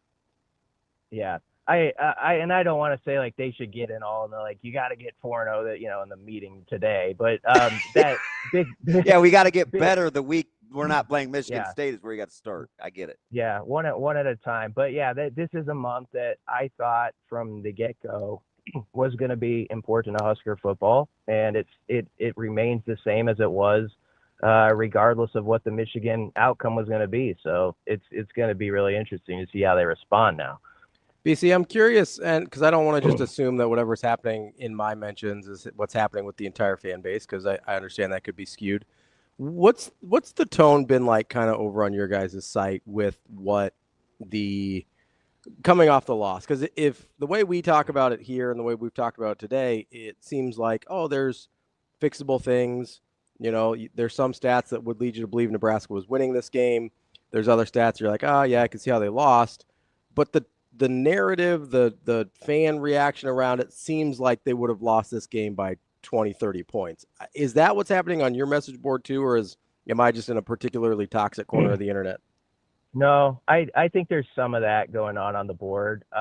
There's some who are taking the approach that, you know what, it was a pretty close game. You change a few things here or there, could have went the other way. And so there's sort of that mixed reaction to it. I think why you're getting some of that though, and I understand it, it's whenever there's a game, even if you just like owned a team like in the passing stats, passing yardage wise, like Nebraska did in this particular game, where what was it, 308 to 105 in the passing yards. Hey, he was 11 of 22 for 105.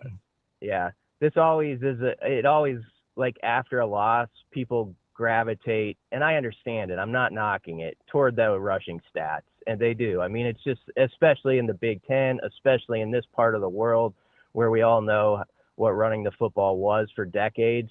And so whenever there's an L and whenever you have 43 yards rushing, granted 49 of those were off of sacks, that combination is going to lead to sort of this really just sort of pessimistic view of where the whole thing is. And it's just like, man, just got butts kicked up front, basically, that idea, right?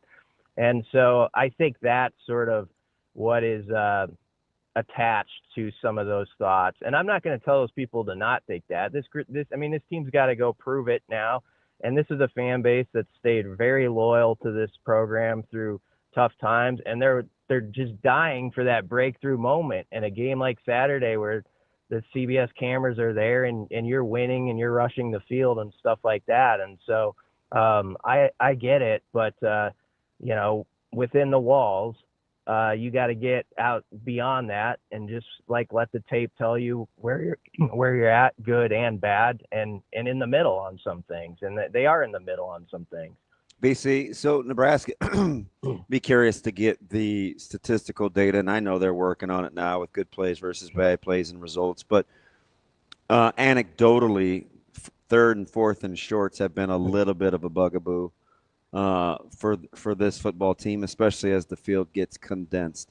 In your opinion, if you're going to play the long game, how tough of a decision it is, do you think, for Holgorsen and the staff to come up with ways to run the football, like amount of time spent, versus knowing, or at least seemingly thinking, your best players are your quarterback and your wide receivers, right? Because that's kind of the dichotomy of it, right? I got these guys out here that are pretty good. Our QB is probably our best player, but we do need to be able to do this at some point. So what do you think those discussions look like, or what do you think they're tossing around in their heads?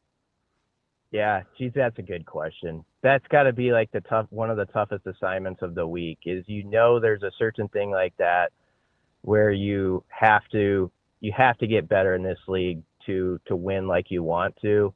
And yet what you're saying, it connects a little bit to how Matt Rule answered a question. He was sort of being asked about, in a way, like the run pass balance and the rushing yards.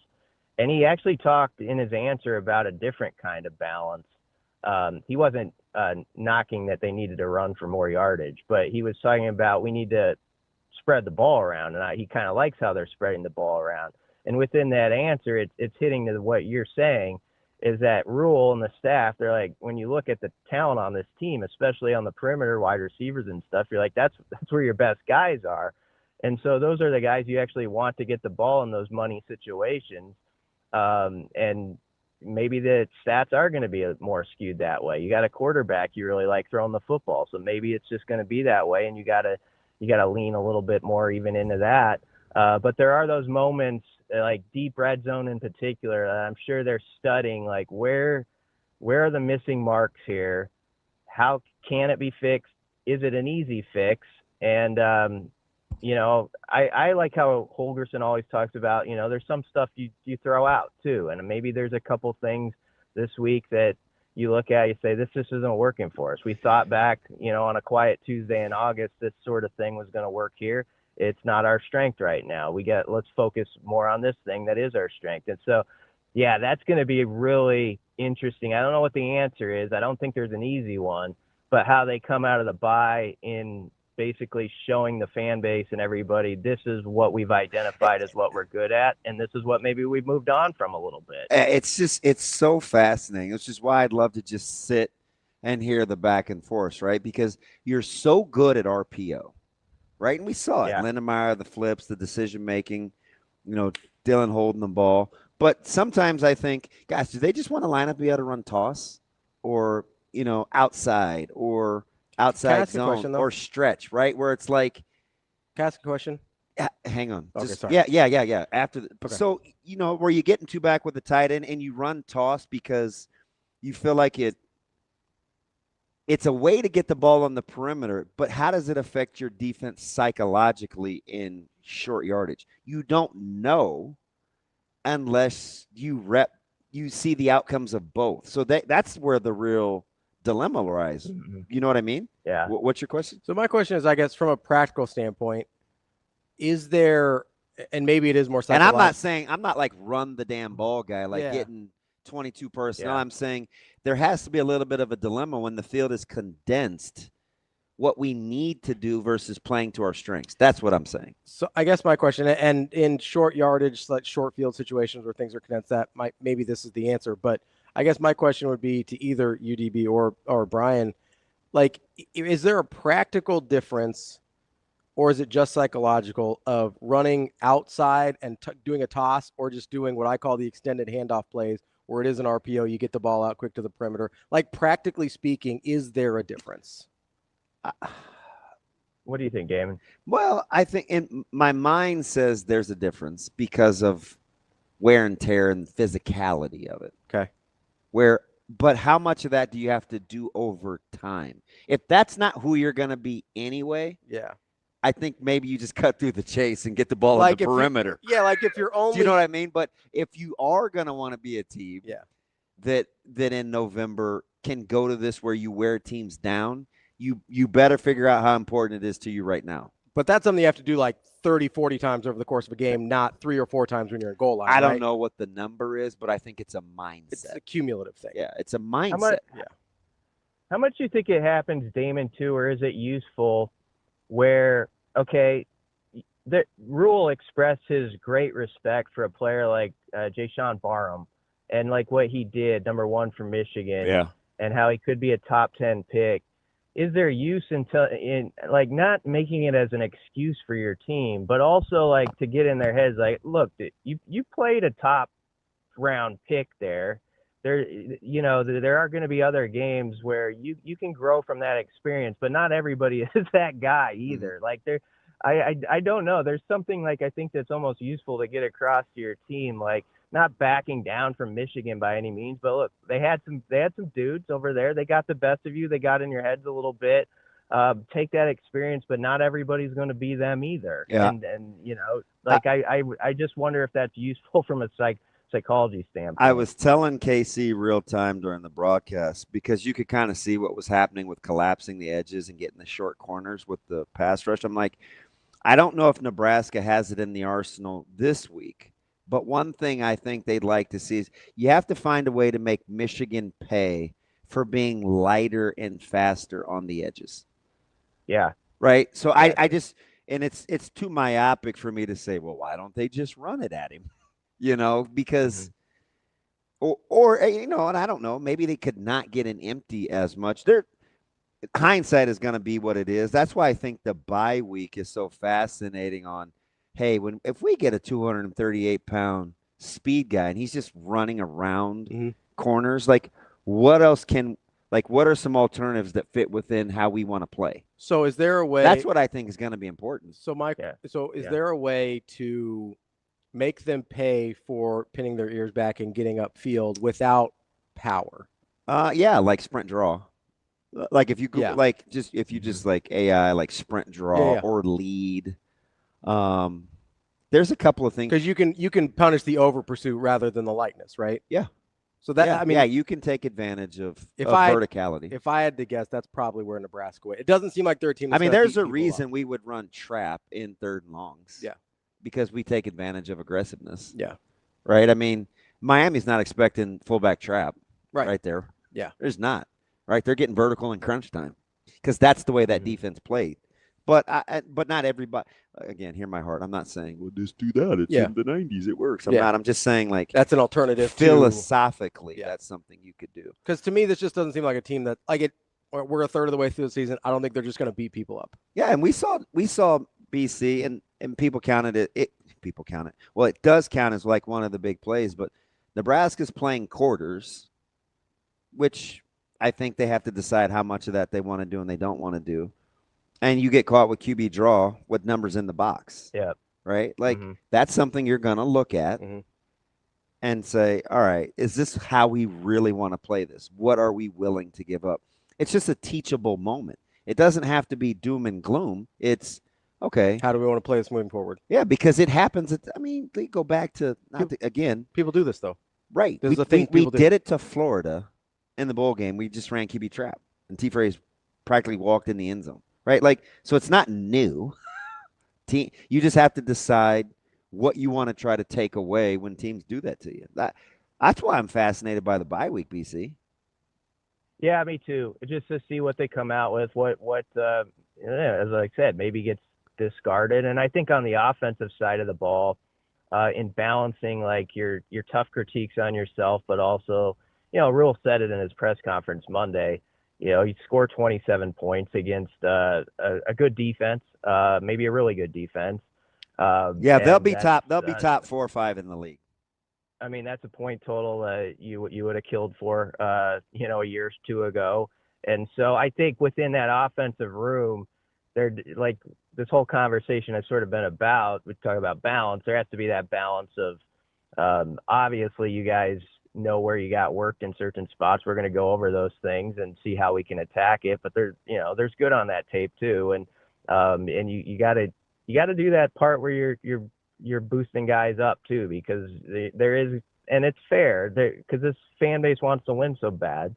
There's going to be some negativity, and that's going to swirl around for a couple of weeks, and same old talk. And you just got to beat that drum on some things that are working as well for your guys and get them building off that.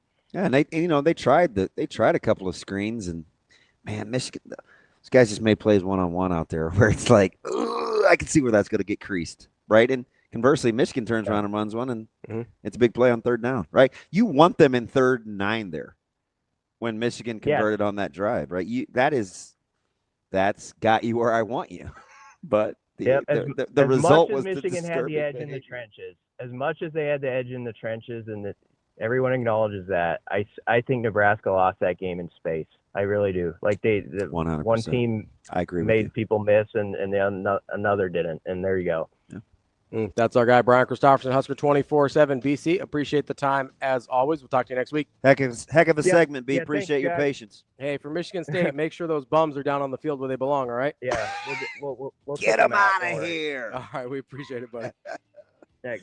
That's Brian Christopherson, Husker 24/7. I was shook. I know.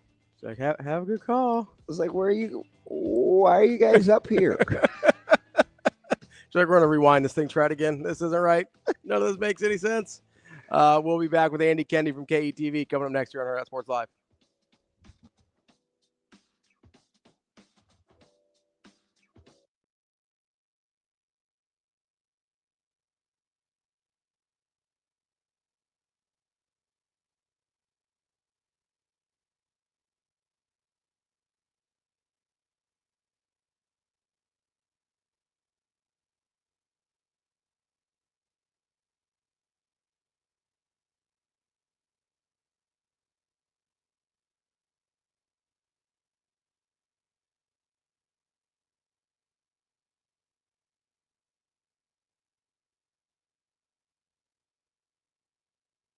Back to busy means Kia savings this September at Edwards Kia.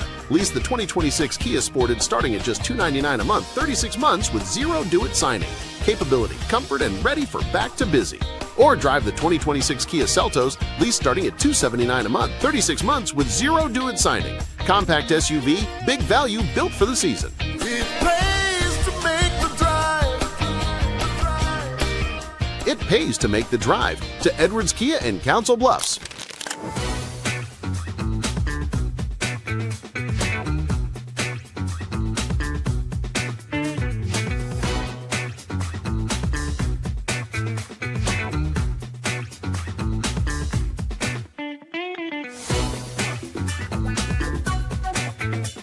I think we have a lot to improve on. I thought our defense tonight was pretty lackluster, so that's going to be a big focus of this week. Is we got to be better defensively, and I think our serving can also improve, which that really goes hand in hand with defense. When you're serving tough, your defense is much crisper.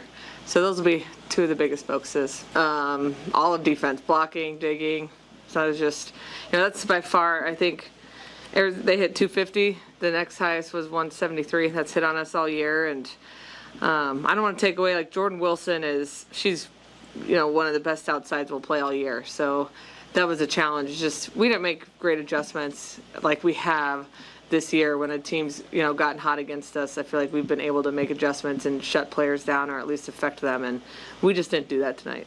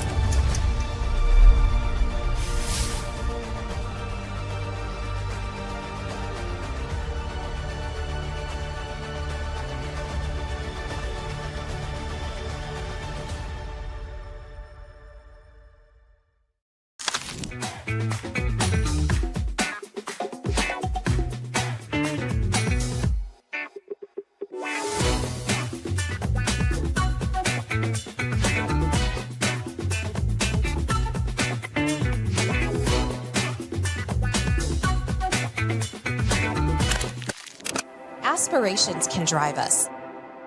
Sometimes a simple gesture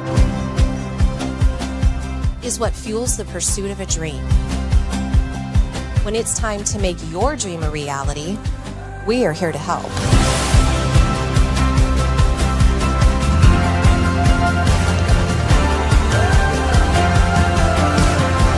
Centris Federal Credit Union.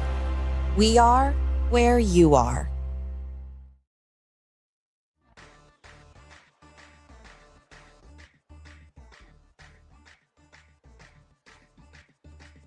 You're listening to Hurrdat Sports Live. Welcome back here, Hurrdat Sports Live. That's DBM Ravi Lulla here at Hurrdat Sports Bar and Grill, reminding you on October 8th, you got to wear black and give back for UNO's 6th annual Giving Day. They are searching for 6,500 individual gifts to help support all of their programs, scholarships, athletes, and more. It's October 8th starting at noon through October 9th, and for every $75 gift, you get a free UNO belt bag. It's givingday.unomaha.edu. Joining us now is Andy Kendeigh from KETV. AK, what's going on, buddy? Good morning, boys. How are you? DB, I haven't seen you in a while. AK, you sick of me yet? I mean, this is an inordinate. Well, and I see you probably more than any. Well, let me back up. You know what I get accused of? Because I really only talk to you in that eating media area. I don't stop at anybody else's table. So a couple of our mutual friends give me a hard time about that. Then we talk to you every week. Then I'm chumming it up with you last night, and it's like I get that thrown in my face. So we're gonna have to start spending some time apart. You're getting a little overkill. I get accused of playing favorites, and I'm really not. It's just I got you. We just yes. We are in the same spots quite a bit. Last night was pretty cool. You know, that Big Red wrap-up thing is really it's a sweet deal. And for people who haven't been outside the area, you know how unique that show is to Nebraska football, to the state. I mean, there's just nothing like it in a lot of markets in the country. And I just think that's a really cool, like, recap, look ahead. You got people who know what they're talking about, minus myself last night. So good. I think that's one of those outstanding programs. I think people just take that for granted. I really think that people, if you haven't been outside the area, you don't like it. Is really a cool show, and it's so well produced and well done. So tip of the hat to you, fellas. I think you're just being nice because I'm only on every other week guy. But but on kind of a serious note, are you talked out? Because you've been on, and then you're on demand here, and then you're back here. Are you like, oh, geez, man? Like, do you reach a point where you're ready to move on? Well, not as probably as talked out as you guys. I mean, seriously. I mean, how many times can you say you got to get better up front, right? I mean, Andy, you get to the Andy, point. Yes, Andy. You got to. Hey, you know what, fellas? I think they got to be better in the red zone. Don't you? Hey, listen, you're about to put the quarter in, Ravi. How much time you got now, AK? I've been spending most of my week trying to convince people it wasn't as bad up front as we thought it was. If I'm being honest. So I'm trying Here we go. Trying to keep people from thinking the sky's falling, that, the fact that if Elijah Judy had eaten 2 more hamburgers, we would have stopped the run better, that, that they just got bullied off the field. Yeah, that they couldn't stay on the field, that it's, what was the fun? Oh, it was a 3-point game. That's weird. I would have thought they lost by 130. I've been spending a lot of time this week trying to figure out what people watched that I didn't, to make them feel as though everything positive that's happened up to this point is now flushed down the toilet, especially as our good friend Mike Schaefer brought up yesterday.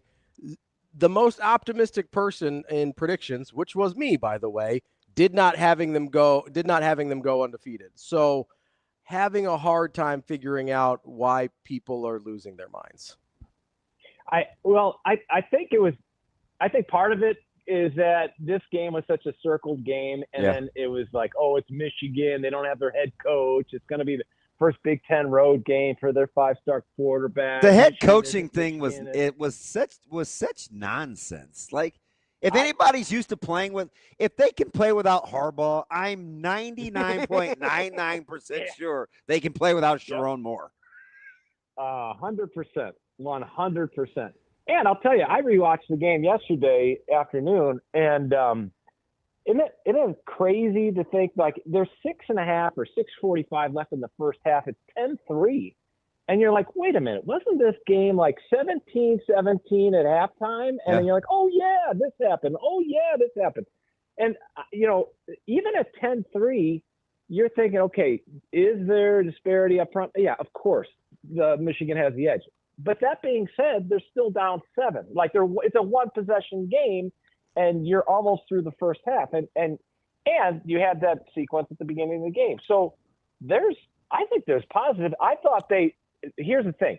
They looked the part to me much more than they did, obviously, 2 years ago, and that shows growth. And I know people are there's 2 things that can be true at once. Yes, you can have growth, and yes, you can still have there still needs to be growth. That's where I think Nebraska's at. And I agree with you, Ravi. It is don't do that. Don't do that. Don't do that. Okay. Stop right there. Yep. Don't do that. But there are so many people obviously losing their minds. They're gonna have games like this where it's gonna go down to the wire against the Michigan team. That's pretty good. Are they a top 5 team at this point? No, but they've got some great pieces and some NFL players you're going to be watching on Sunday. So I thought Nebraska showed some stuff on Saturday. They were a top 15 team preseason. Would you be surprised if they end the season top 15? No, they'll be top 10 for Michigan. Oh, I wouldn't be surprised one bit. Right? No, like we wouldn't be surprised if they end up. Nobody would be surprised if this team makes the playoff. We wouldn't be like, none of that would surprise us, right? And so I sit here and I go, yes, I understand. You're right. This was a circled game. We're like, oh, man, big game. First Big Ten home game. It's Michigan. Like, here we go. It's also one of, like, and I'm not talking about how coaches and players think, but if you're a fan, you look at it and you go, there's probably 3 or 4 games on the schedule that if we lose, I sort of get it. And this was one of them. Like, this isn't Northwestern, right? I'm just telling you guys, I'm not rationalizing the loss because I'm still mad, but I understand the discussion. Like, this isn't. I just want to get that out. I'm sorry. Right. And each Tourette's kicked in. I'm sorry. Sorry. Shut up, Shane. This must have been all the acetaminophen. Or however you say it. No, it's Tylenol. No, so like AK though, like I sit here and I go, okay, this isn't. And listen, Maryland might actually be good, but this isn't losing to Maryland, right? No matter how good Maryland is, Nebraska fans are never going to be like, oh yeah, that's okay. Maryland's pretty good. Like it's Michigan. Like this is one. You look at I know DB hates schedule talk, but if we go in, not even necessary. I know it was right there. When you go in and you look at the schedule at the head of the season, you're like, okay, if you lose to Michigan, that's understandable. You lose to USC, that's understandable. You lose to Penn State, that's understandable. And that's, guess what? 100%. To get to my 10-2, which has been described as some by some as pie in the sky, you only have to win one of those three. 100%. I agree with you 100%. And furthermore, would it surprise you if Michigan beats Ohio State again? Wouldn't surprise not at all. It would not at all. That's I mean that's far down the road. Up here we go. But I'm just saying, like they're a decent team. They're a good team now. You know the thing that's making me mad, AK? I have to get this out, so I apologize. Yeah. Mm-hmm. I told you guys all week Michigan was better. I wasn't couching Nebraska's I said Michigan's better than we think they are. So I think I should get a little grace, AK, because I'm spoiled for me. Because like Michigan's good. That's a good football team. Now, having said that, Andy, I do think Nebraska has to understand in a few key spots in games like that, playmakers make plays. I don't want to discount scheme. I don't want to discount whatever, but we do have to understand, like Michigan found a thing in the third quarter where I think Wink said to himself, you know what? I don't have to bring pressure. Like, I can play coverage. We can do this. Nebraska's not going to do this. So Nebraska had to kind of readjust. Then in the fourth quarter, I think Nebraska thought to themselves, okay, this is how Michigan is playing this now. So this is what we have to go back to. I left thinking the cat and mouse between the two coaching staffs was my big takeaway, because I thought that was four smart guys. Butler unnecessarily is getting vilified. That guy's way better than we think he is. Like, I'm not just defending him because I don't know him from a can of, well, I won't say from a can of paint, but I'm not emotionally invested in defending him. I just know he's smarter than we're giving him credit for. And the whole, well, if Tony White this, I was a Tony White guy too. But there isn't much difference, because a year ago we would say this. Well, if it's just too standard, we know what Tony White's going to do. There aren't enough wrinkles. So when teams get a bead, this is what like, I heard all that before. And now we're mad about all the wrinkles. And now we're mad about all the wrinkles. So at the end, I know you know my personality, so you know why I'm not. It's like we're gonna make up whatever excuse we want to make us feel better about our thought process, when at the end of the day, Michigan's going to be a really good football team, and Nebraska has elevated their floor. We just don't know the ceiling, so now we just want to be right. That's really what this is, in my opinion. I agree.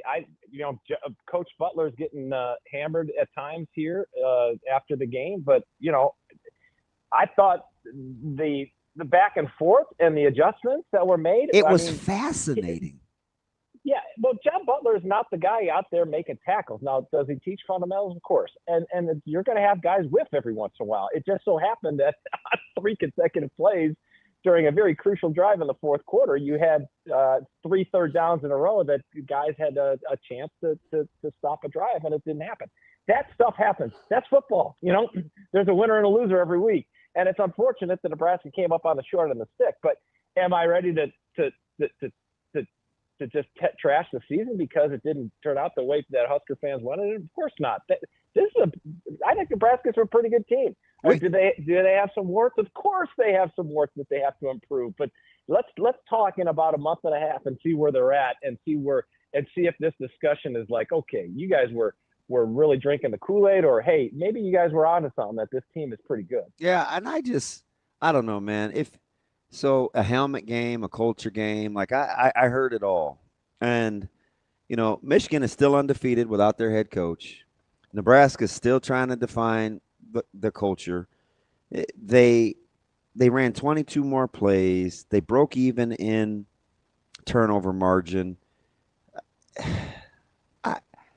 You have to be able to eat the meat and spit out the bones. Do you need to get better in some areas? 100%. But isn't that what the bye week is for? They're still growing. And here's the dirty little secret, AK, that really aggravates me. Nebraska is super young. Like, they have to go through these moments to help define where they're headed. You know what I mean? Like, it's not and I tell people the difference between an excuse and an explanation is accountability.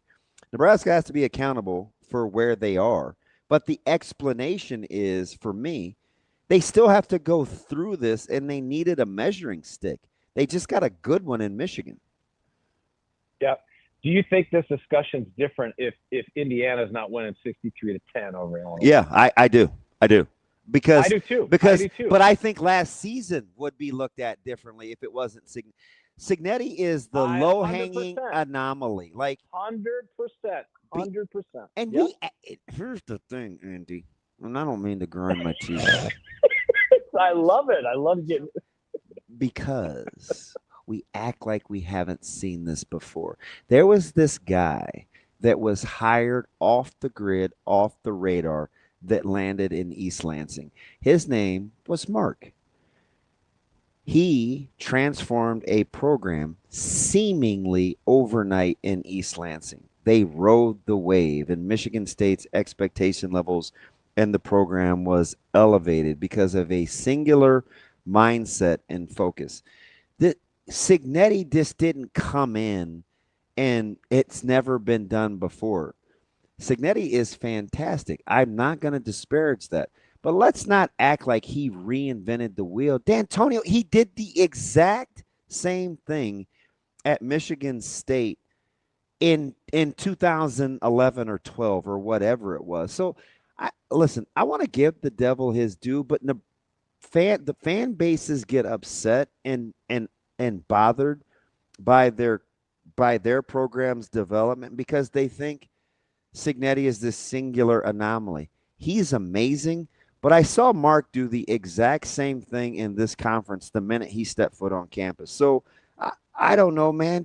I'm just trying to take it all in stride before I get involved in the hyperbole. And I give you this. Are you buying that acknowledgement? Do you think is that a decent example? Yeah, I agree. I agree with you. In this day and age in college football, though, you do have to you have to designate an approach, right? So Cignetti is like he's sticking a finger in the dam, right? He's covering all the leaks, right? And at some point, is that going to continue to work? I'm not sure. He just brings in these hired guns, and it's working. No question. Props to Indiana. They are a football school. Now, the difference is, and you said it, Nebraska's so young. Look at their two deep. Look at how many first and second year players are on their two deep. And they're doing it by bringing in some high-profile transfers as well. It's a little sprinkle of both. So that while Matt Rulla has the foundation he's laying, he's also playing for the now, the ready-made, just put them on the field and they can perform, right? Like a turnkey type of guy. So I actually respect the way Coach Rule's going about things, and I think in the long haul, I think that approach will benefit Nebraska better. Does that make sense? Yeah. I mean, Cignetti had Michigan State tops in the league 7-1 in 2010 and 2011. Or D'Antonio. Yeah, who did I say? Cignetti. Yeah. I mean, we saw Kalen DeBoer do it with Washington. Like, we saw, Kalen DeBoer was 2 years ago. Like, in 2013, what was he, 8-0 in the league? They went from. Then he was 7-1 and 14. Like, I love what Cignetti's doing, but he's ruining the benchmark for everybody else. Right. Washington went from 4-8 to 11-2 to national championship game in 3 years. 3 years. Yeah. This literally just happened. Yeah. Our memories are that short. Yeah. Or we just don't pay enough attention to West Coast football. I would love to see the text threads on Cignetti's phone after Saturday night. Like, dude, you're killing us. Like, would you stop? He's the one guy that they hold this thing up to, and it's like, why can't we be Indiana? And I remember when I first started this job, And, oh, gosh, there's 2 times I can remember being under duress. One, it was when I said give pause and caution to anointing a head coach like the savior when there's a lot of work to do with Coach Frost. The other was when I said Nebraska fans can't be afraid to say we want to be like Michigan State. Because remember, that when I first started this thing full time, that was 2012. And Michigan State, I think, was coming off like a 3-5 Big Ten season, but they were 11-3 the year before. I think in 13, they were 13-1 maybe. And I was like, we can't be afraid to shift our 13-1-13. Yeah, thank you. Our barometer, right? Like, it's okay to go through this process. And it's like, well, what are you talking about, man? Okay, so now you want to be like, and Indiana is still at a point, AK, where it's more about the head coach than it is the program. I don't know if Nebraska fans want that. I don't. No, it's still more about Signetti than it is Indiana. And I'm not begrudging Indiana because they've been fantastic. No, I don't hate on Indiana. Do it however you're going to do it. I don't think that's what I want. I don't know how sustainable that is what I'm saying. Also, you know what I mean? 100%. No doubt. That's our guy, Andy. Thank you Kendeigh. for letting me vent, AK. AK? Are my molars still intact? Yeah, they're in there still. Hey, by the way, I hope my bill is in the mail, AK. Yeah. Oh, I hope your bill is in the mail. You come to me if you aren't getting paid. You come to me. I'll get it done. Okay. We got to get you set up for direct deposit. DB, that might be part of the confusion. Bills and checks are different. Oh, my bad. My bad. I should probably do a better job of checking my bills, and I wouldn't worry about being billed for my checks. Quit trying to cash the bills.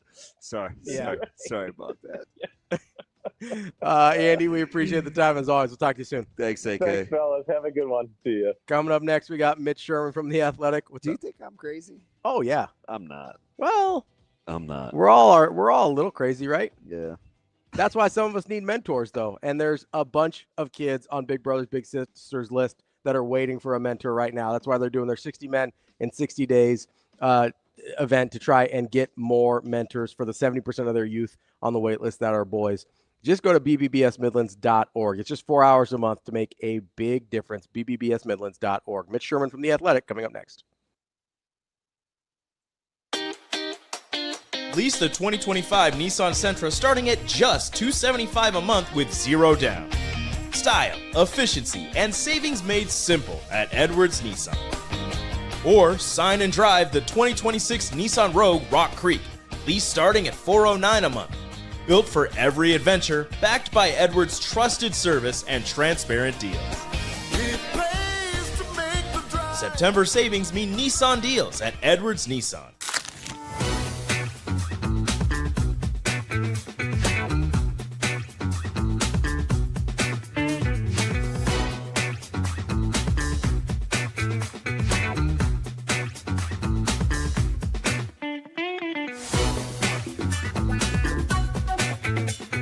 So it's a really good question, and I'm going to be. You have to be careful what you say as a head coach. I'm going to be very direct with you. I don't know exactly what, because if you take out 4 runs, now you can't take out 4 runs. Okay, so this is not me, but you take out the 3 long runs in this game, and again, that's why I went through what each one was, because it's not like Sam Lerner just going like 6 yards, 6 yards, 6 yards, because that then starts to scare you and turn the other way. Like, hey, we can't stop anybody. Like, you look at these seasons. If you take out the reverse against the twos against Michigan State, like when the kid got tackled in reverse field, and then those 3 runs, they're averaging 3.7 yards per carry. So you're sitting in the game and you're sitting there and you're stopping the run. You're like, I feel good about this, and then bang, explosive play. Now, so each one's just a little bit different, right? So, I think we're very much looking at like, hey, because we didn't play a lot of 3-3 in the game. We put big people on the field. We put our big people on the field. We said, hey, we dare you to throw it. And they still found a way to run a couple runs that hurt us. And so I think that's really what we have to do this week, is just look at like who's on the field, how we're playing. But I don't think it's like a hey, we don't have good enough players. Now,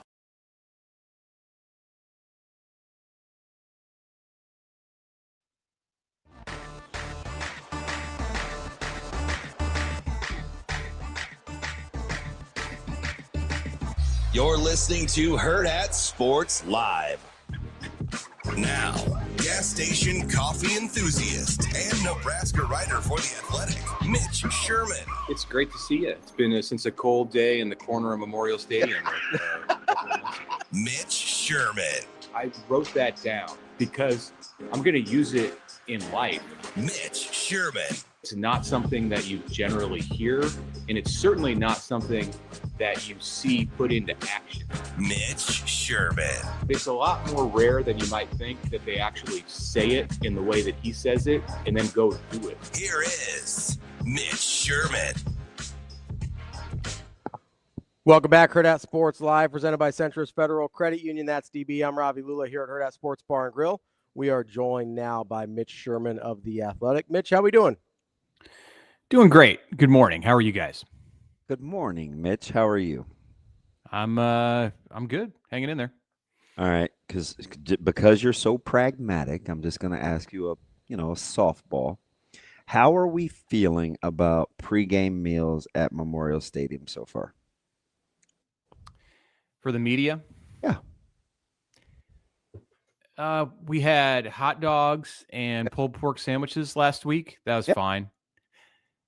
I was down at Hopcat in the rail yard watching the first half of the Texas Tech Utah game and the Maryland Wisconsin game, and with Max Olson, and passed up the opportunity. I knew I saw him. It was from afar though. Did he have on the striped blue the polo?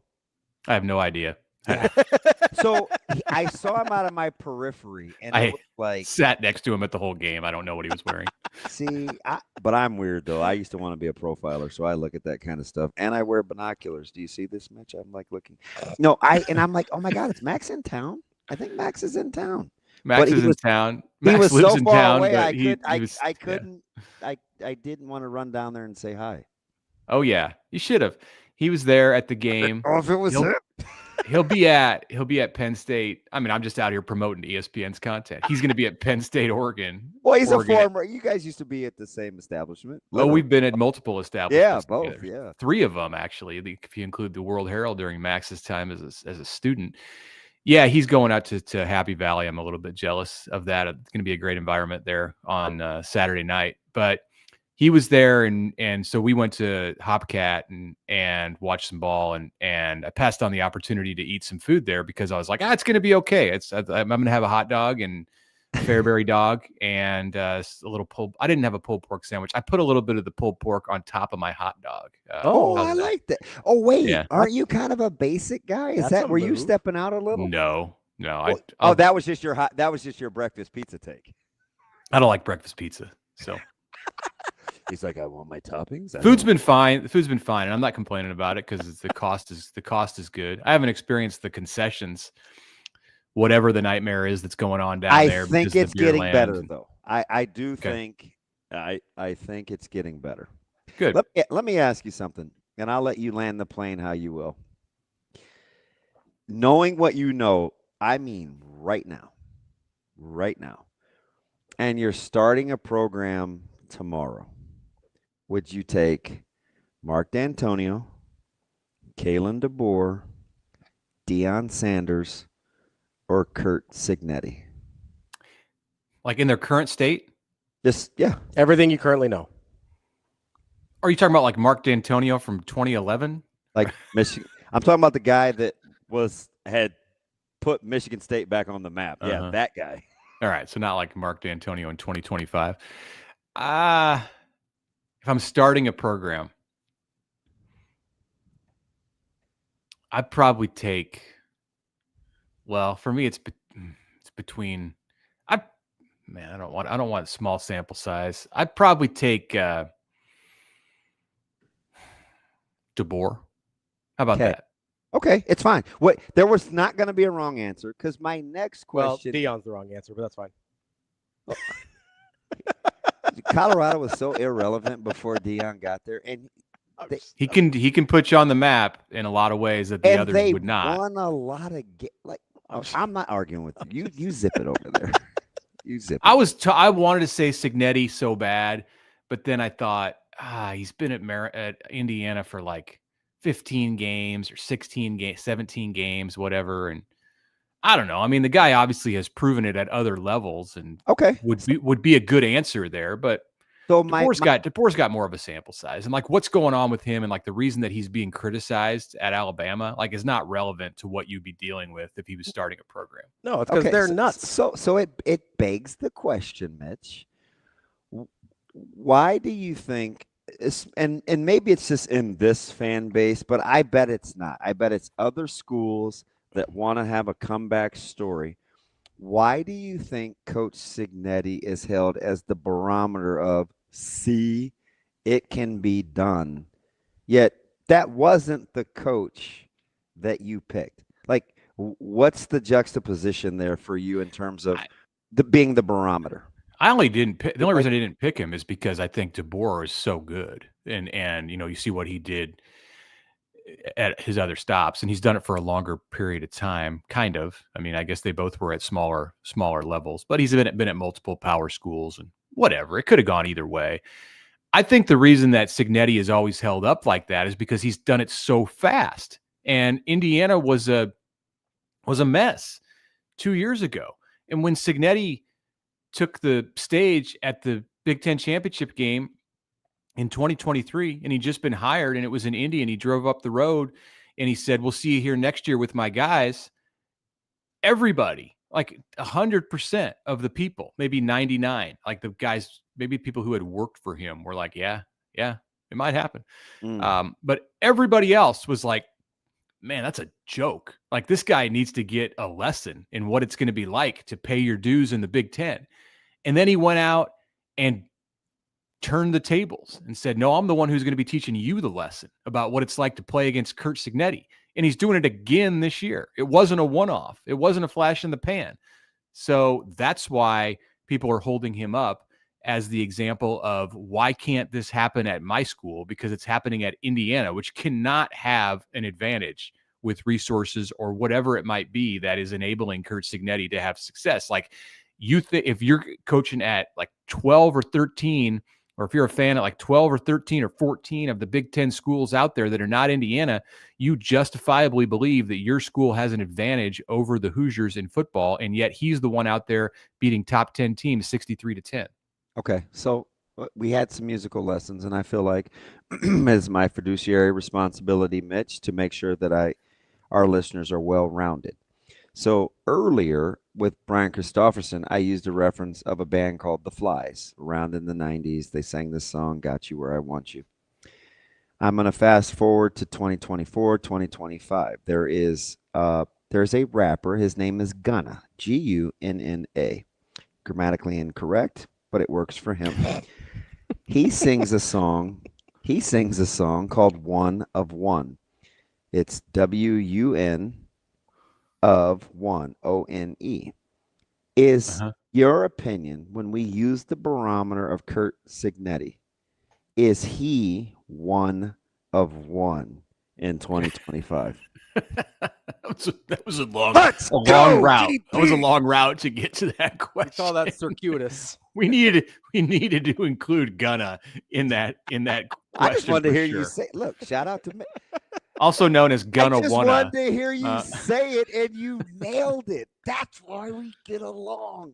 I'm looking at his Wikipedia entry here. Otherwise, I might have had some trouble. Sniper, Jiminy Christmas. Wasn't that hard? Is he one of one? I don't see anybody else doing it. Well, you picked DeBoer. So you didn't ask me who was best positioned to turn around a struggling Big Ten program. My man hit me with so. And you asked me about starting a program from scratch, and Cignetti would have been a good answer too. But like, maybe his specialty is going to places like Indiana and taking them out of the dust and turning them into national contenders. And DeBoer would be better at starting something from scratch. I don't know. I had like 10 seconds to think about the answer. It wasn't a scientific thing. No. But yeah, I do. I don't think there's a lot of guys out there who could. He's got the perfect mix of like borderline. Well, it's not even borderline. Not borderline. It's arrogance. Listen, Mitch, stay right there. Is this a situation when we use him as a benchmark? Do you see this style playing at Notre Dame or Ohio State or Michigan or Nebraska? Okay. It's not going to be a situation where, first of all, those schools are not in the spot that Indiana was in when he was the perfect guy for Indiana. Like it's like Fleck was the right guy for Minnesota to do what he's done there. I just Signetti's asked the the perfect question guy for because I Indiana. like logic, right? I don't think that if Ryan Day left tomorrow to go coach in the NFL, I don't think Ohio State is going to be asking itself, how do we find the next Curt Signetti? Like that's not the route for everyone. Mitch, much like Gunna, I took the roundabout way because I want everybody to think for themselves, right? It's just we pick him as the low-hanging fruit, and we're afraid to say he might just be the perfect guy for that job. Doesn't make him the barometer or the benchmark or the perfect guy for every job. But we sure do go to the Rolodex when we want to see it can be. And I'm like, you guys are comparing apples to oranges.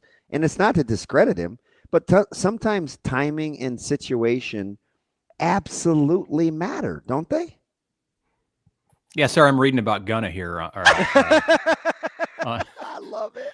Interesting backstory, but sorry. Mitch, that's why I gravitated towards you and him. He's got an interesting backstory, and you're willing to investigate, which when you think like that, we can get along. Sure. My man. Sure. Signetti going to Iowa. I don't know what your question was, but he's going to Iowa this Saturday, and I'm intrigued. I'm going to watch that. I'm going to watch every. That's a minute of that tell-all game.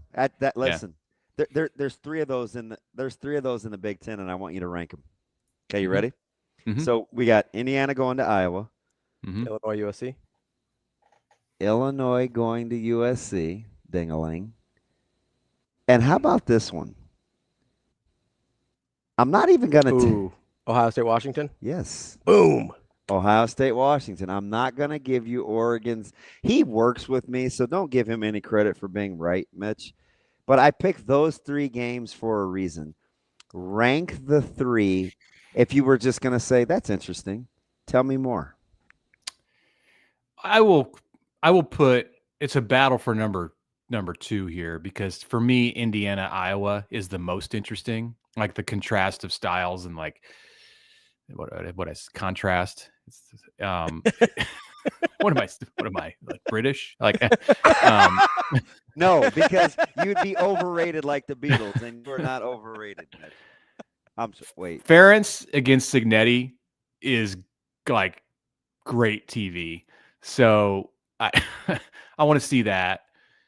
That's number 1. I still would take Kirk in a fight, even though Signetti comes. Oh yeah, that bravado. Oh yeah, you don't mess with Kirk. I'm absolutely dead not. I agree with you. We probably underestimate Signetti though, like in every other aspect of evaluating him.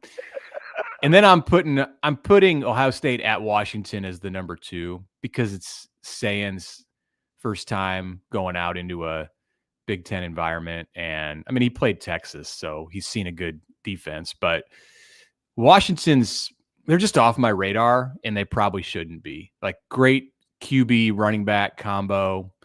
And I don't know. I just perpetually underestimate or overlook Washington as a member of the Big Ten. Like Oregon sucks all the air out of that part of the geographic part of the conference. And I probably shouldn't. I think that could be an interesting game.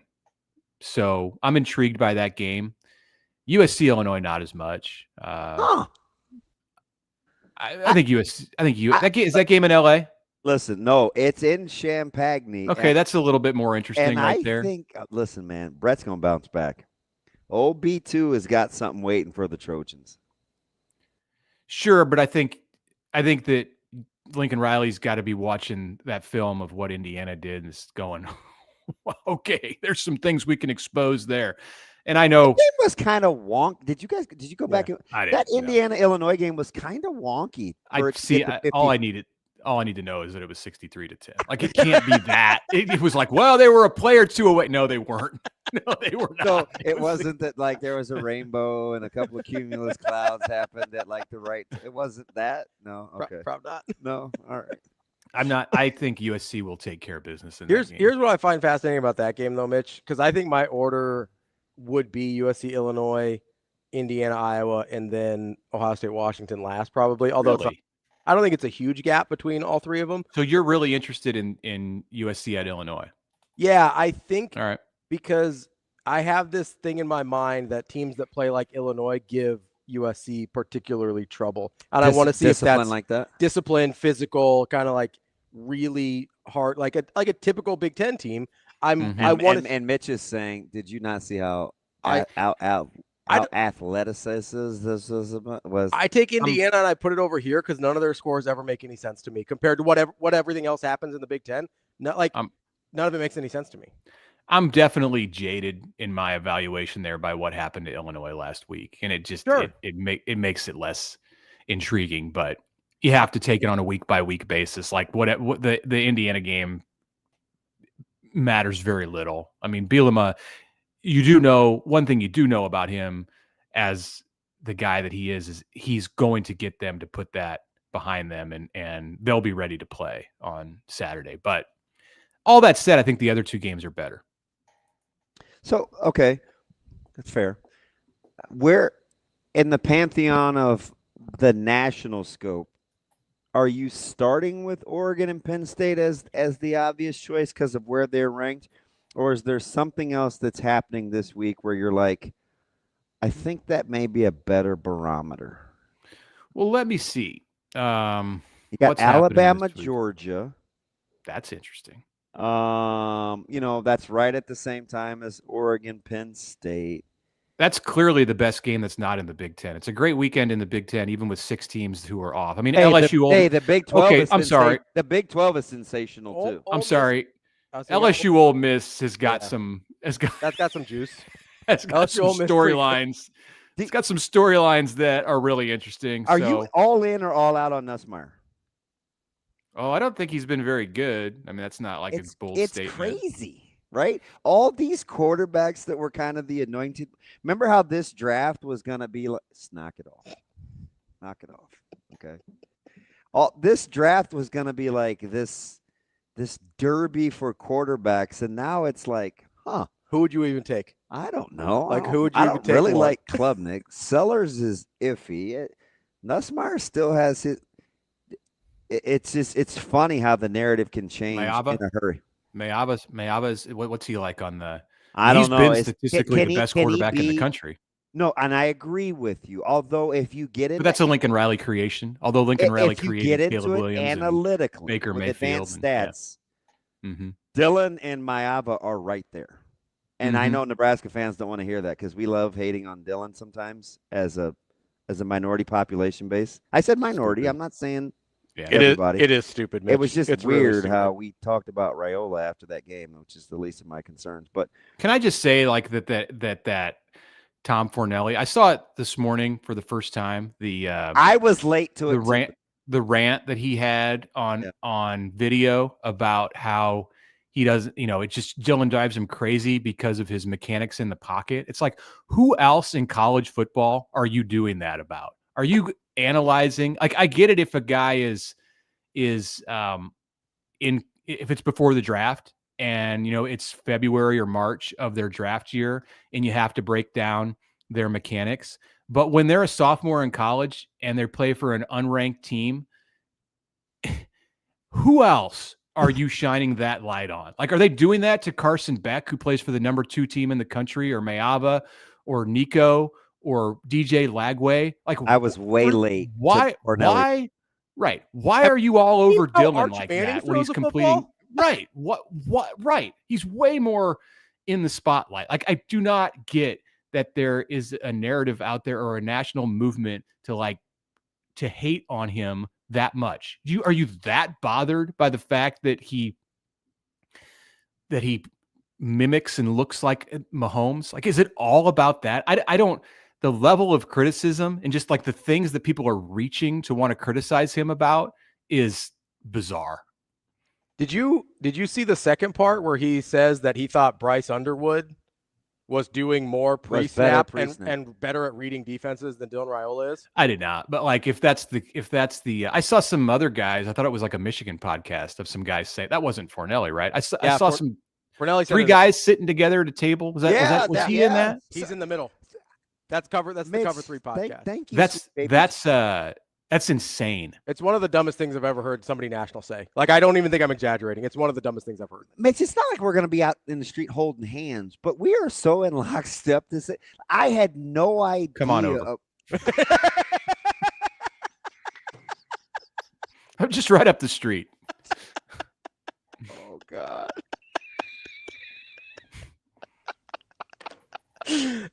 Okay. You good? You gonna make it? I'm fine. This strength is very Mitch-esque.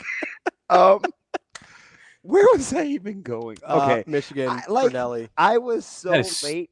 I was stupid. so late to that game, and I mean, folks were livid because there was this part of me. I was like, well, I'm DB and I'm above it, and I just don't think we should get into the national fray. But then when I started listening to it, I was like, oh my God, this is pretty ridiculous. Like, do I even give this any credence? You know what I mean? Like, so I was kind of like torn, but I'm it's good to know that you missed the whole thing too. I missed the Fornelli part. Like I didn't watch the game obviously live on CBS, but I saw the stuff later that CBS did where they like, look at this story that we found. Dylan Raiola and Patrick Mahomes are similar. I mean, this has been discussed, guys. And then there's this like whole army of NFL analysts who dabble in college football, mainly with the draft. But you know, if there's big events, then they dip their toe in it, as they should, because those players matter to the NFL.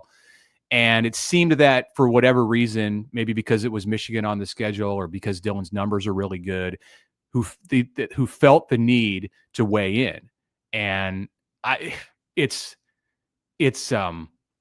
a little bit concerning. Like, what's the obsession? Like, why do you care that much? Is my thought. Yeah, I mean, so the people that don't wade in the college football end of like I saw like Dan Orlovsky, and then there was a couple draft analysts. Those guys for the most part. Orlovsky's got a connection to Dylan. Right.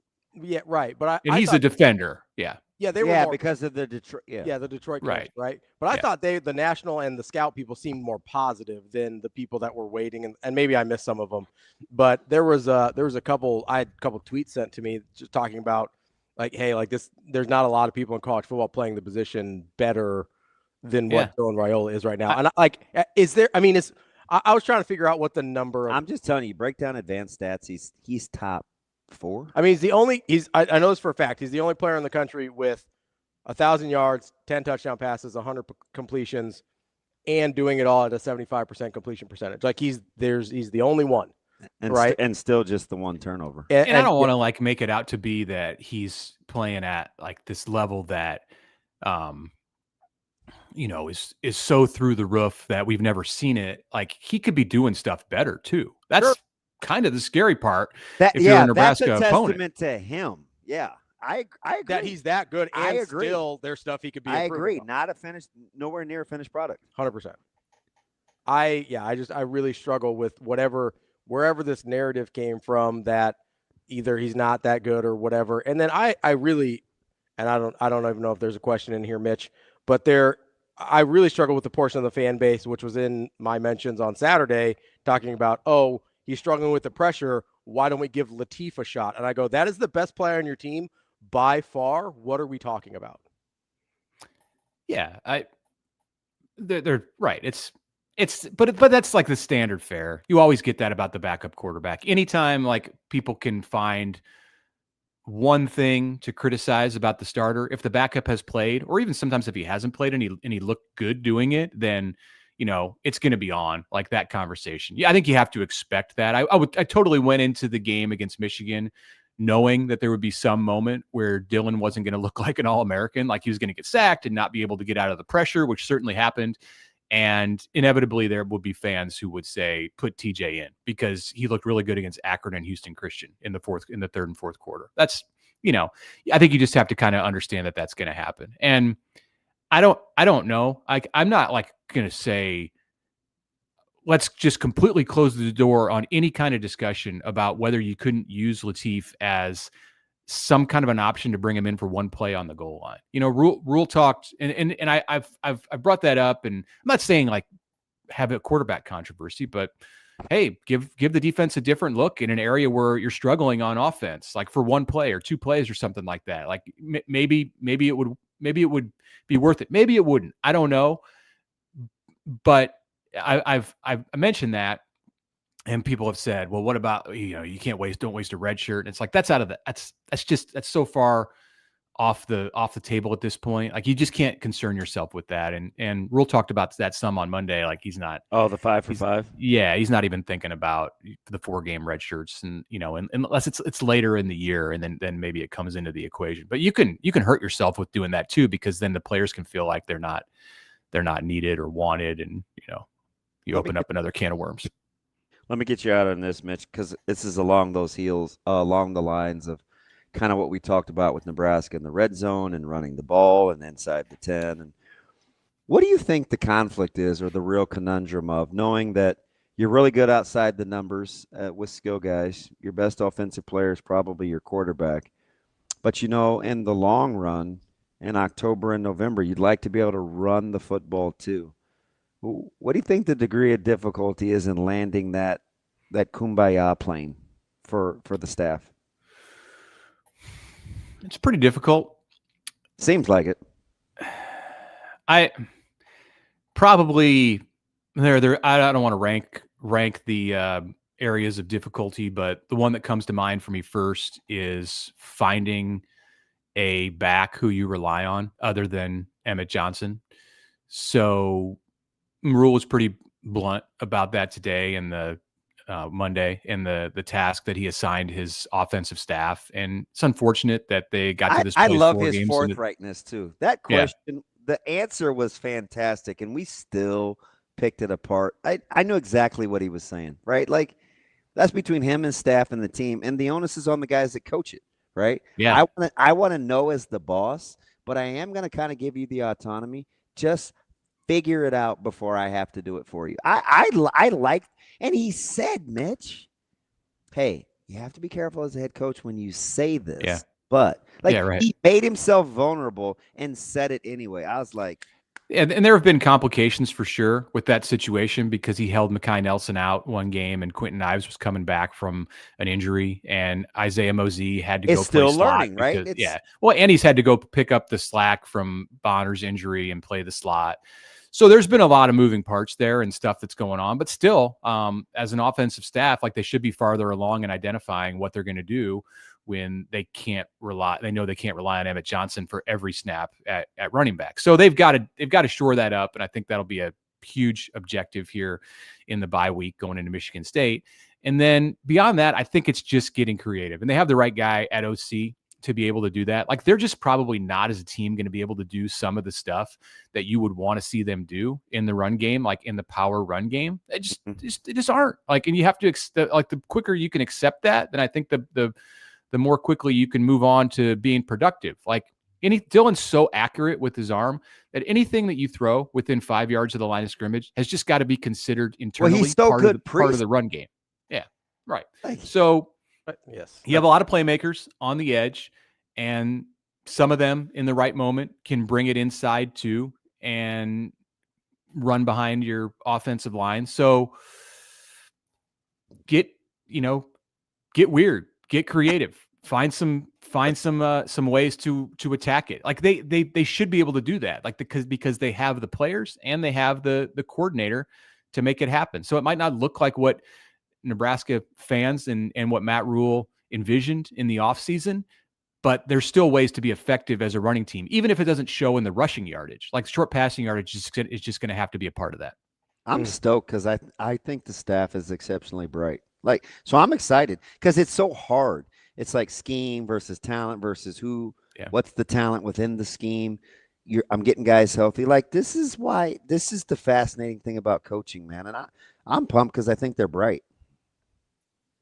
Yeah, the rush defense is a more difficult situation, I think, because you can't just start moving. Well, it's not as easy to just start moving pieces around and say, hey, we're going to do it in an unorthodox way. Like, they have to be able to just line up and stop the run. And have questions about this team's ability to do that. 7.7 yards per carry. That's the number for the 2 power conference teams that Nebraska's played this year. Even one smart guy and Jay Moore arguing with one smart guy and 2 guys were arguing, right? So even Jay Moore and I were going back and forth on whether to box or spill and how to fit in the run game. So that just let me know there's more than one way that you can skin a cat, and it is full-fledged. The debate is on, right? So not everybody's going to agree. So whatever they decide on, I am fascinated. I'm more do better within the scheme. He's more why would you? And I think both he and I could talk about this for 5 hours if we wanted to, right? Like that's what makes coaching. Also learn from last year when you at times had too many cooks in the kitchen. And that's I think an immediate danger sometimes of having a big staff and having a bunch of guys who've been coordinators on your defensive staff. It can be good. Was this pre-hating on Tony White and then lamenting that we don't have it? I know you're not. You know what I'm saying, though. I've never hated on Tony. Right. But yeah, I think that was out there yeah. Right. But there was a difference. There was a difference of philosophy, and Butler even touched on that recently. And that doesn't mean you should hate on Tony White by any stretch. But I'm talking about the revisionist history after he left. Yeah. Now we're back on the Tony White hype train because it doesn't look the way that we wanted it to. Yeah. And you didn't agree with that narrative? I've been absolutely not. Like I've been steady in my support for Tony White and everything that he brought to Nebraska. But between Snow and Butler, and then you have, I'm sure Terry Braden has his ideas about how this should work, and Addison Williams has been a coordinator. Like as long as they're on the same page, and you talk about the difference in philosophies and like what you and Jay think they should do, as long as like those guys, and throw in Dvorak and Phil Simpson, as long as they're in agreement on how it should be done, then they're probably one step ahead of where all of us. Yeah. That's Mitch Sherman from The Athletic. Mitch, appreciate the time as always. You've had some doozies. This one's up there. Good. It was fun. He low-key just said, come on over. No. We got a half hour. We have a half hour left. I got to get out of here anyway. So the invite's off the table. We got a half hour left on the show. We'll be right over after that, Mitch. We'll see you later. Thanks, Mitch. Bye-bye. That's Mitch Sherman from The Athletic. Who says that? He's coming over. I'm right up the street. Can I do something real quick before you? It's not very often I get. Yeah, he got you. I was shook. Who says that? Can we do something real quick without you getting mad at me? Absolutely. I haven't been mad at you since this morning. We're fine. It's like an hour ago. Oh, so no, you flip. No. What? It's like 15 minutes ago. Well, time is relative. What? You're mad about that? It wasn't cool. What'd you do first? It wasn't the right one. Oh, okay. I know what you mean. No, that was the joke. Okay. Allegedly. I was just giving thumbs up. That's fine. Good job, buddy. Thumbs up. See? What? How is that make you mad? You better shoot your shot now because it's progressively getting worse. So I was, as we're having this discussion about quarterbacks and national narratives and things like that, I know that I give a lot of, I joke around. I'm not really joking about DJ Lagway and Arch and some of these guys, right? I joke around, but I'm not really joking. Austin Simmons getting benched for a D2 guy, a good D2 guy, but his name's Trinidad. And it's not Tobago. No, it is not. I've been there. How about Mitch reading Gunna? Incredible. Just elite stuff. So here's Andy Staples before the season of On3. We love our friends at On3. But Andy Staples before the season put out a list of his top 10 quarterbacks in the country. And I don't think, listen, the order may have been a little whatever. I don't think a lot of people would have argued with these 10 guys, right? Let me go through them real quick. Lagway, Sellers, Klubnik, Manning, Nussmeier, Mateer, Aller, Levitt, Mensah, Carson Beck. I think he was probably higher on Mensah than most. It's Mensa. Mensa? Yes. He's not a genius. I didn't want to put him in there. Ravi? There's an H on the end. I'm going to continue with I have him as my quarterback, and I'm in last place, which, by the way, I'm going to continue with Mensah. I will win. Okay. I will end up winning. Okay, good luck. I don't believe in that. Do you believe in your quarterback? Because it's been rough out there. I'm done. So make your lousy.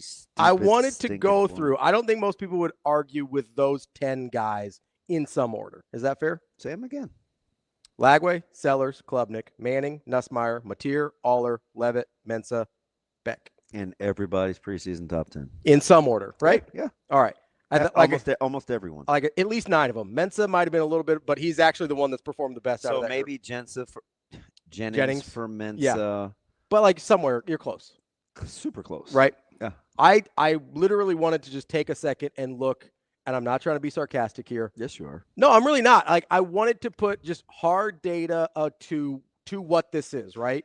That's code for I just want people to know why I spent 4 months bringing this up every chance I could about thinking positive about our own quarterback versus buying into the national narrative. And we're still not there, even though we've got evidence now. So I'm going to lay it out real simple. So you do realize, and I can't. Oh, you're going to say I'm right. I know when you look nauseous, you're about to agree with me. Ravi. This is mildly disgusting. Not only are you probably going to end up being right because you wanted to defend Dylan nationally. Yeah. This is on the heels of, for whatever the reason, people being hard on Dylan. Yeah. Despite what I'm guessing you're getting ready to present. Well, and a really, really, really good week against and a good some defense. of them are in our own backyard. Can I take these off? Yeah, if you want to, that's fine. You can still hear me. So the only guy that's even close to Dylan's numbers is Mensa, the one guy that we are not sure would have been in the top 10, right? He is 67%. That's worse than Dylan. 11 touchdowns, same as Dylan. 2 interceptions, worse than Dylan. 1,300 yards. He's got Dylan beat on yards. Now, Dylan didn't play like almost a full game because of them being up by 100, but whatever. So Mensa is the closest one. Let's go to Carson Beck. And you realize you can't take you can't take the opponents away because he still is the first quarterback since Georgia to throw for 300 and 3 touchdowns on Michigan. 3 touchdowns against Michigan. 100%. Okay. And also, everybody in the country has played at least 2 crappy teams at this point. That's what it is. That's the first 4 games of the season. Cade Klubnik. I feel like I just got off a roller coaster. I'm a little nauseous. Cade Klubnik, right? We've thought this guy either was or wasn't good. I don't know. Last year he was really good. 60% completion, 996 yards, 6 touchdowns, 4 picks. Clemson's 1-3. Just in case you weren't sure. Carson Beck, who is in his 18th year of college football. He probably should have this figured out by now. And you like Beck. I like him more than most. Yes, I do. 73%. That's the closest to Dylan. Still worse. 972 yards, less than Dylan. 7 touchdowns, less than Dylan. 3 interceptions, more than Dylan. Okay. Let's go to Sam Levitt, another guy that I kind of like. Yeah, I drafted him. 61% completion. That's not good. In a Kenny Dillingham offense, that's not good. 748 yards, also bad. 6 touchdowns, less than Dylan. 3 interceptions, 3 times more than Dylan. Now, the one that might be the one I was the furthest off on, because until this week when he's injured now, John Mateer is going to be out for a month, has been pretty good. But even with that, let's look at 67% completion. Now he's got 1,200 yards. That's more than Dylan. 6 touchdowns, almost half. 3 interceptions, 3 times more. Now he does have, making a little hay on the ground, he's got 190 yards rushing. If you add his rushing touchdowns, he has the same number of total touchdowns as Dylan. But now he's not going to play for a month because being good at this and staying in the game is hard, especially when you run that much. Garrett Nussmeier, another potential number 1 pick in the draft, right? 68% completion, 962 yards, 6 touchdowns, 2 interceptions. Everybody at LSU hates him right now. Accurate? No one's happy with how that offense has looked, right? No. Okay. Another guy that's can I do something? Yeah. I'm just going to humor you. Yeah. John Mateer against Michigan. Yeah. Was 21 of 34 for 270, 1 touchdown, 1 interception. Is that better or worse than Dylan? He ran 20 carries for 74 yards, which is 3.7 a carry. and had 2 rushing touchdowns. So it's a little less than on par. Mm-hmm. Combined, about the same. But right? and less than. Yeah. Yeah. QBR isn't anywhere near the same. But carry on. South Carolina. Lenore Sellers, 60, also on your team, right? Yes. Okay. 64% completion, 733 yards, 4 touchdowns, 1 interception. I believe he's only led them on 5 touchdown drives the entire season. The season. The entire season. No, believe me, I know. Okay. DJ Lagway. Oh, I don't even have to do this one. We already know. So red shirt shut him down, right? I think so. I mean, he's in a boot now, so allegedly that might be the cover for he's transferring and Billy Napier may never work again at Florida or ever. I don't know. Let's go to Arch Manning. 61% completion, 888 yards, 9 touchdowns, 3 picks. And a third of those yards came against one of the worst FCS teams in the country, Sam Houston State, as did a third of those touchdowns. Sam Houston State.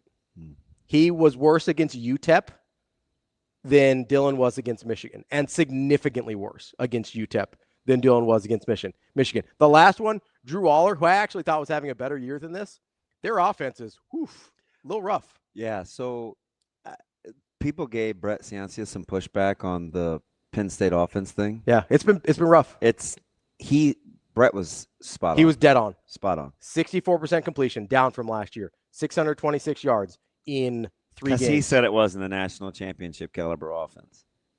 4 touchdowns, 1 pick. 4 touchdowns in 3 games. That's not good. Their offense has struggled. They're basically in the same boat that Nussmeier at LSU's in and that Seller at South Carolina's in, where the offense has been a huge, huge problem. Has the offense been a problem for Nebraska yet? It depends. Yeah, I'm not going to. Overall. There's been situationally. For what you're saying, relatively speaking, no. Situationally, yes. I mean, what would we say last week? If it got to 27, we felt pretty good about Nebraska winning, right? Yeah. Right? That is the top 10 quarterbacks in the country, which I'm not even hating on Andy Staples. I think the order was a little wacky, but the guys that he put in that group, that is the top 10, I would say a pretty close to consensus top 10 quarterbacks into the country coming into this season. If Dylan is literally outperforming all of them, that is not an exaggeration. He is outperforming all of them. He's outperforming the guys that have come off the radar. He's outperforming just about everyone in the country. What are we still talking about?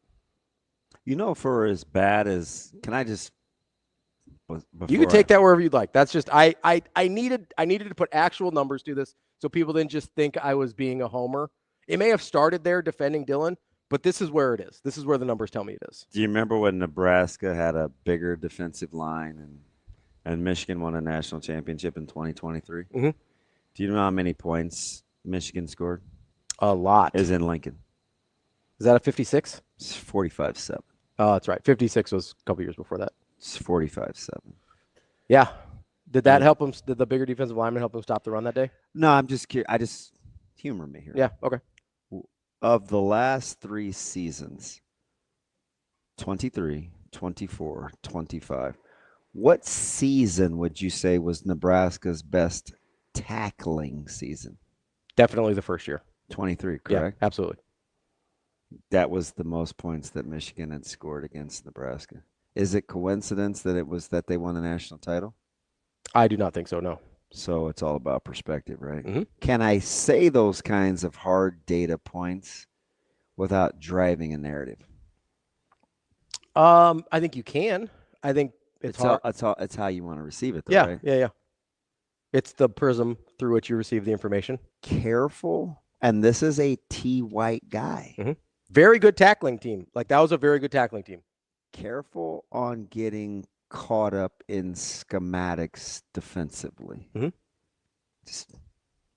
Just get your body of work before we make any knee Ravi reactions. What? Use my name as jerk now? It's a little aggressive. It's a little. Oh, that seems uncalled for. I didn't expect you to get that so quick. Before we make any knee Ravi reactions. Pretty quick sometimes. No, again, was it my man Dank that said I like the Socratic method? Yes, I do. I'm always going to probably come at this thing logically. Now, every now and again, I will get emotional. But for the most part, if I feel like I can't rationalize with irrational people, I'm going to go all in, pedal to the metal. Yeah. and I'll get guys like Tom yesterday. Tom didn't even deserve that. Tom was just an innocent bystander that was a victim of the general masses being irrational. I try not to be like that. Just let it play out and give it some thought. That's DB. I'm Ravi Lulla. More Hurrdat Sports Live coming up next. Back to busy feels better in the 2025 Jeep Grand Cherokee Laredo L. Right now, get 0% financing for 60 months. More space, more style, and more savings at Edwards CDJR Council Bluffs. Or get the muscle you need for busy days in the 2025 Ram 1500. Built strong. Now with 0% financing for 72 months during the Drive into Fall sales event. The Back to Busy Drive into Fall sales event. Only at Edwards CDJR Council Bluffs. To Edwards CDJR and Council Bluffs.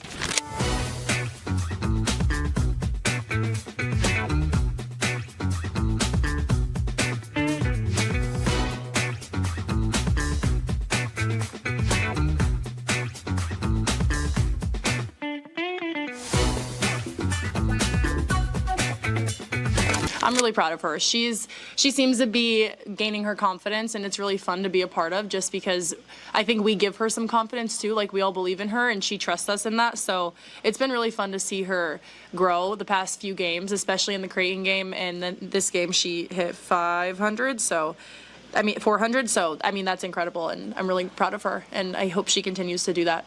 I feel like everyone plays better when they're having fun, and I think that's something I focused on last year, and I'm kind of trying to bring it into this year.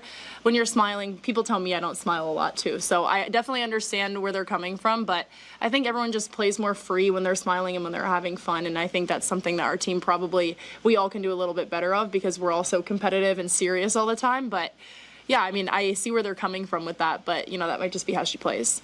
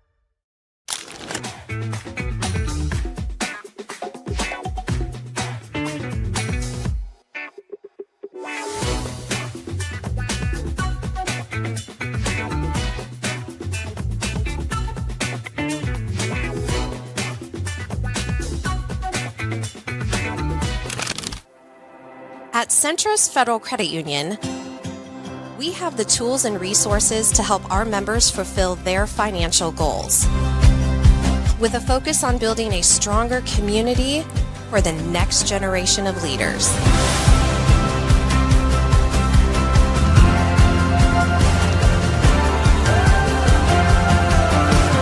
Centros Federal Credit Union. We are where you are.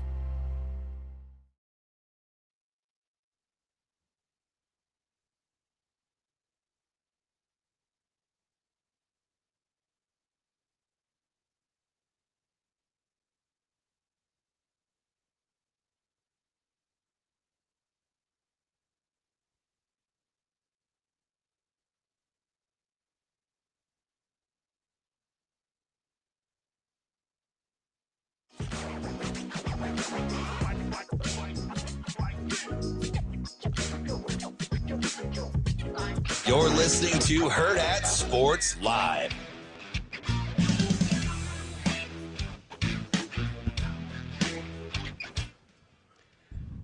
Welcome back, Hurrdat Sports Live. That's DBM Ravi Lulla here at Hurrdat Sports Bar and Grill, reminding you about our friends over at Centris Federal Credit Union. Whether you're looking for a mortgage, you're trying to make sure you've got your finances at your fingertips, or like a lot of us, trying to save a little money. You know, holidays are coming up a little faster than we know it. Maybe it's for emergency fund. Maybe you're going on a little vacation. Centris has the tools to help you save. From money markets to certificates to Centris Roundup program, they've got you covered. Learn more and open an account at centrisfcu.org. Terms and conditions apply. Federally insured by NCUA.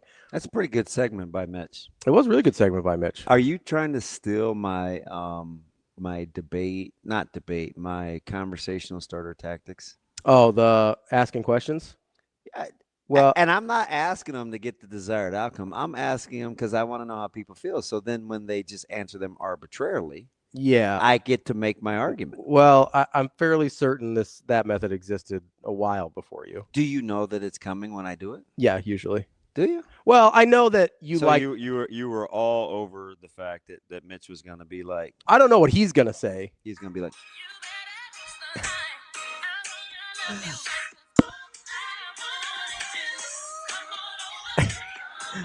I don't know what he's going to say, and I don't even always know what point you're trying to make. I just know that that's how you like to get to things. I do it as well, but it's because I'm trying to back you into a corner and trap you. But I see it coming. I'm like this. Sometimes I get you. You think I didn't know the whole quarterback thing was coming? That one I wasn't trying to hide. He could have said any coach. Yeah. He took DeBoer. Yeah. I didn't know. Even if he took Cignetti, I had a follow-up question.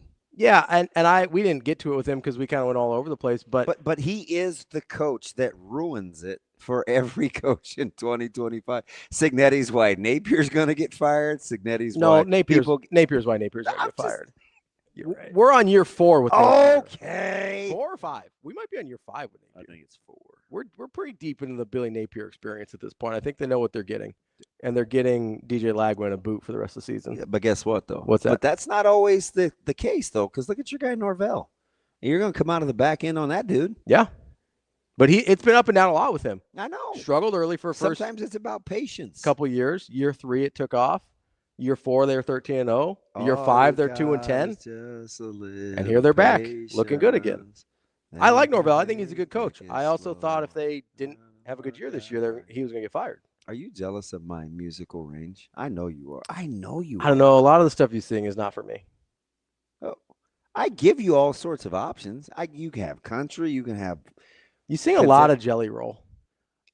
Because sometimes I'm not okay. But how come you don't like it when I say, "Oh, I need a favor"? Yeah. When I need not a huge like Jelly Roll, Morgan Wallen guy. You go those two a lot. Well, sure. Morgan Wallen was more like over the summer. You kind of would go more. We took a 23-hour roadie. I know, but then you kept singing it for like weeks. Because I didn't know the words. Last night we had an argument. Yes. That's what it should have been. You do Jelly Roll a lot. Wait a second. You've been doing Jelly Roll for like a year. Because he has like 4 songs that I can vibe with. That's fine. I'm not a huge Jelly Roll guy. So. And listen, he's on the I don't want to put your business out in the streets, but I don't know what he's on, but he might be on the same thing I'm on. Tirzepatide? Yeah. From my guys over at Next Gen Male Medical? Yes. Yeah, absolutely.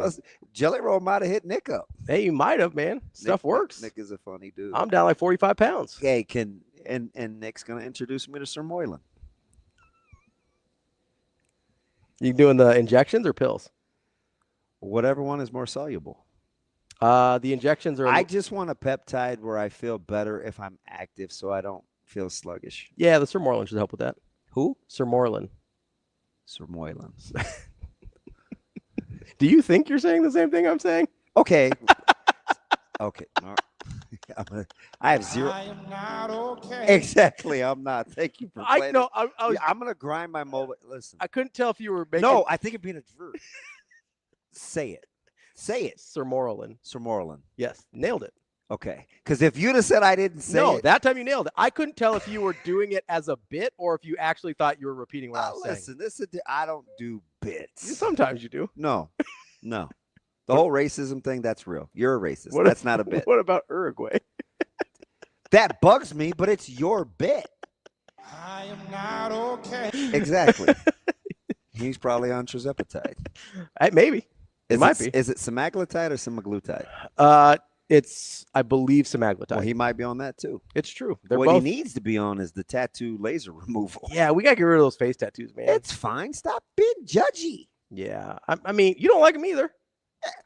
I can still find. I don't love him, but there's Joe. That's not the reason I don't like the music. It's not for me. If there was somebody who I really liked that they had some face tats, I'd get over it. My man said, "Come on over."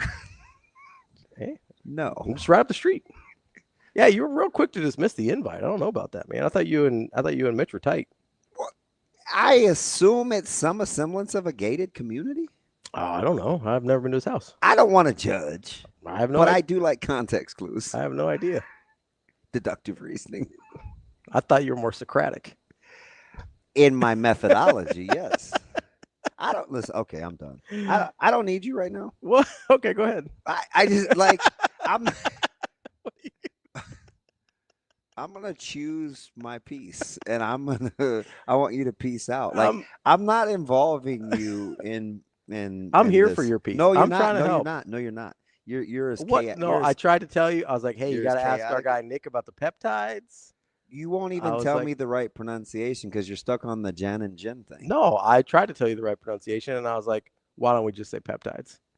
Because there might be other stuff. It was how you said it. Well, sometimes I struggle with tone. just sometimes, huh?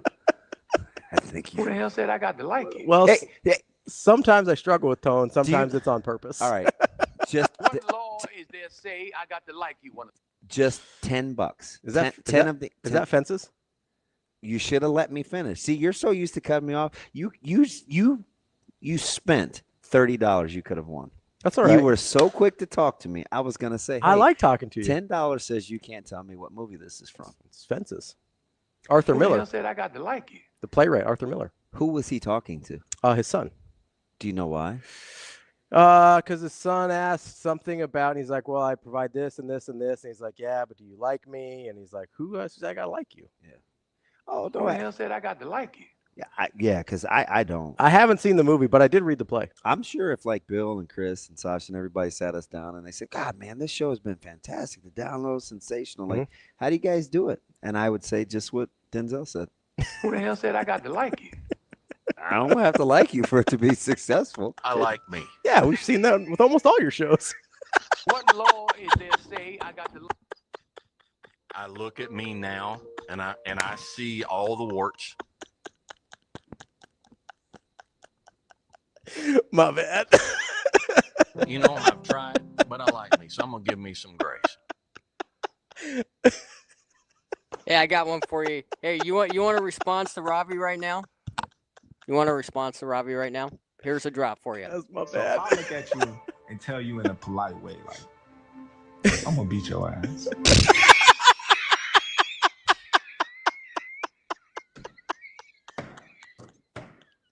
Where'd you find that? That's an incredible That is drop fantastic. to just have. Where'd you find that? And I'm looking at you straight forward in your eyes. I'm gonna beat your ass. Oh my gosh. So I'm the person to tell you, let's go in the room. Let's go in the back. Where ain't nobody around. Let's see who come out.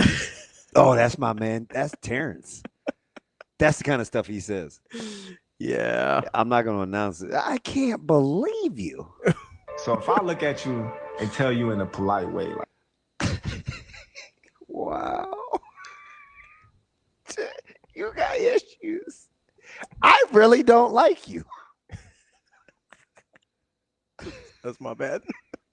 Who the hell said I got to like you? Sorry, I got distracted because Tom Fornelli finally entered our chat here on Twitter. Oh, where's Tom? He's couching his. He commented on the last clip that we put out. He says, "Who's we? Who's putting out clips on my behalf with my name attached?" It's Hurrdat Sports. Oh well, the people that yeah. You know the show that we shut your mouth, Shane. You know I'm a bigger man. I'm losing. He says, in short, Mitch, yes. And why I'm particular on Dylan is because he has tremendous arm talent, he has power, he has accuracy, but he doesn't use his lower half. He's good this way, and it works, but the lower half holds him back from being elite. Okay, yeah, Tom, that's not what you said, though. That's not what you said. You said that he's too busy running around trying to be Mahomes, that he couldn't make the regular routine plays, and that you were out on him. That's not what you said. You're couching this now, and that's fine because you were wrong first. But, don't couch it now. Don't do it now. Also, you still haven't addressed the Underwood. Bryce Underwood at this point knows more about reading what a defense is doing before the snap than Dylan Raiola does, because I think Michigan's offense actually forces you to do so. Absurd. Whereas in Nebraska's offense, you're only reading what your one player does. Absurd take. So that's why when you're Dylan Raiola, you don't even notice that corner is there, and you drop back, and without even ever looking, you turn to your right to throw the pass, and you throw it directly to the Michigan defensive back because you never saw him there. I mean, that's not what the head coach said happened, but that's fine. That's fine. I don't expect him to listen to Nebraska press conferences. I really don't. But that's not what he said in the video. It's really not. He wasn't like, it holds him back from being elite. He said he can't make a routine play because he's too busy trying to be Mahomes. That's what he said. I'm going to have to speak to the brass about going back to the negotiating table. I'm not coming back tomorrow. Oh, all right, my bad. Hey, if I'm not here at 7:01, you guys know what happened. It's Ravi being a wackadoodle. Austin, you might want to be here just on standby. What is wrong with you? Hey, I had your back, Damon. I don't know. Did you, though? I did. I really did. I mean, did you, though? I was playing the TC drops for you. Yeah, you doing all right? I don't even know what happened. Do we need to sing some Jelly Roll? I definitely ain't okay. I'm not okay. That's the show for today. That's DB. I'm Ravi Lulla. I will be back tomorrow. I'm going to try and talk DB into returning as well. Yeah, we're going to flip a coin. We'll see what happens. That's Hurrdat Sports Live. See you. Have a good day. Love you.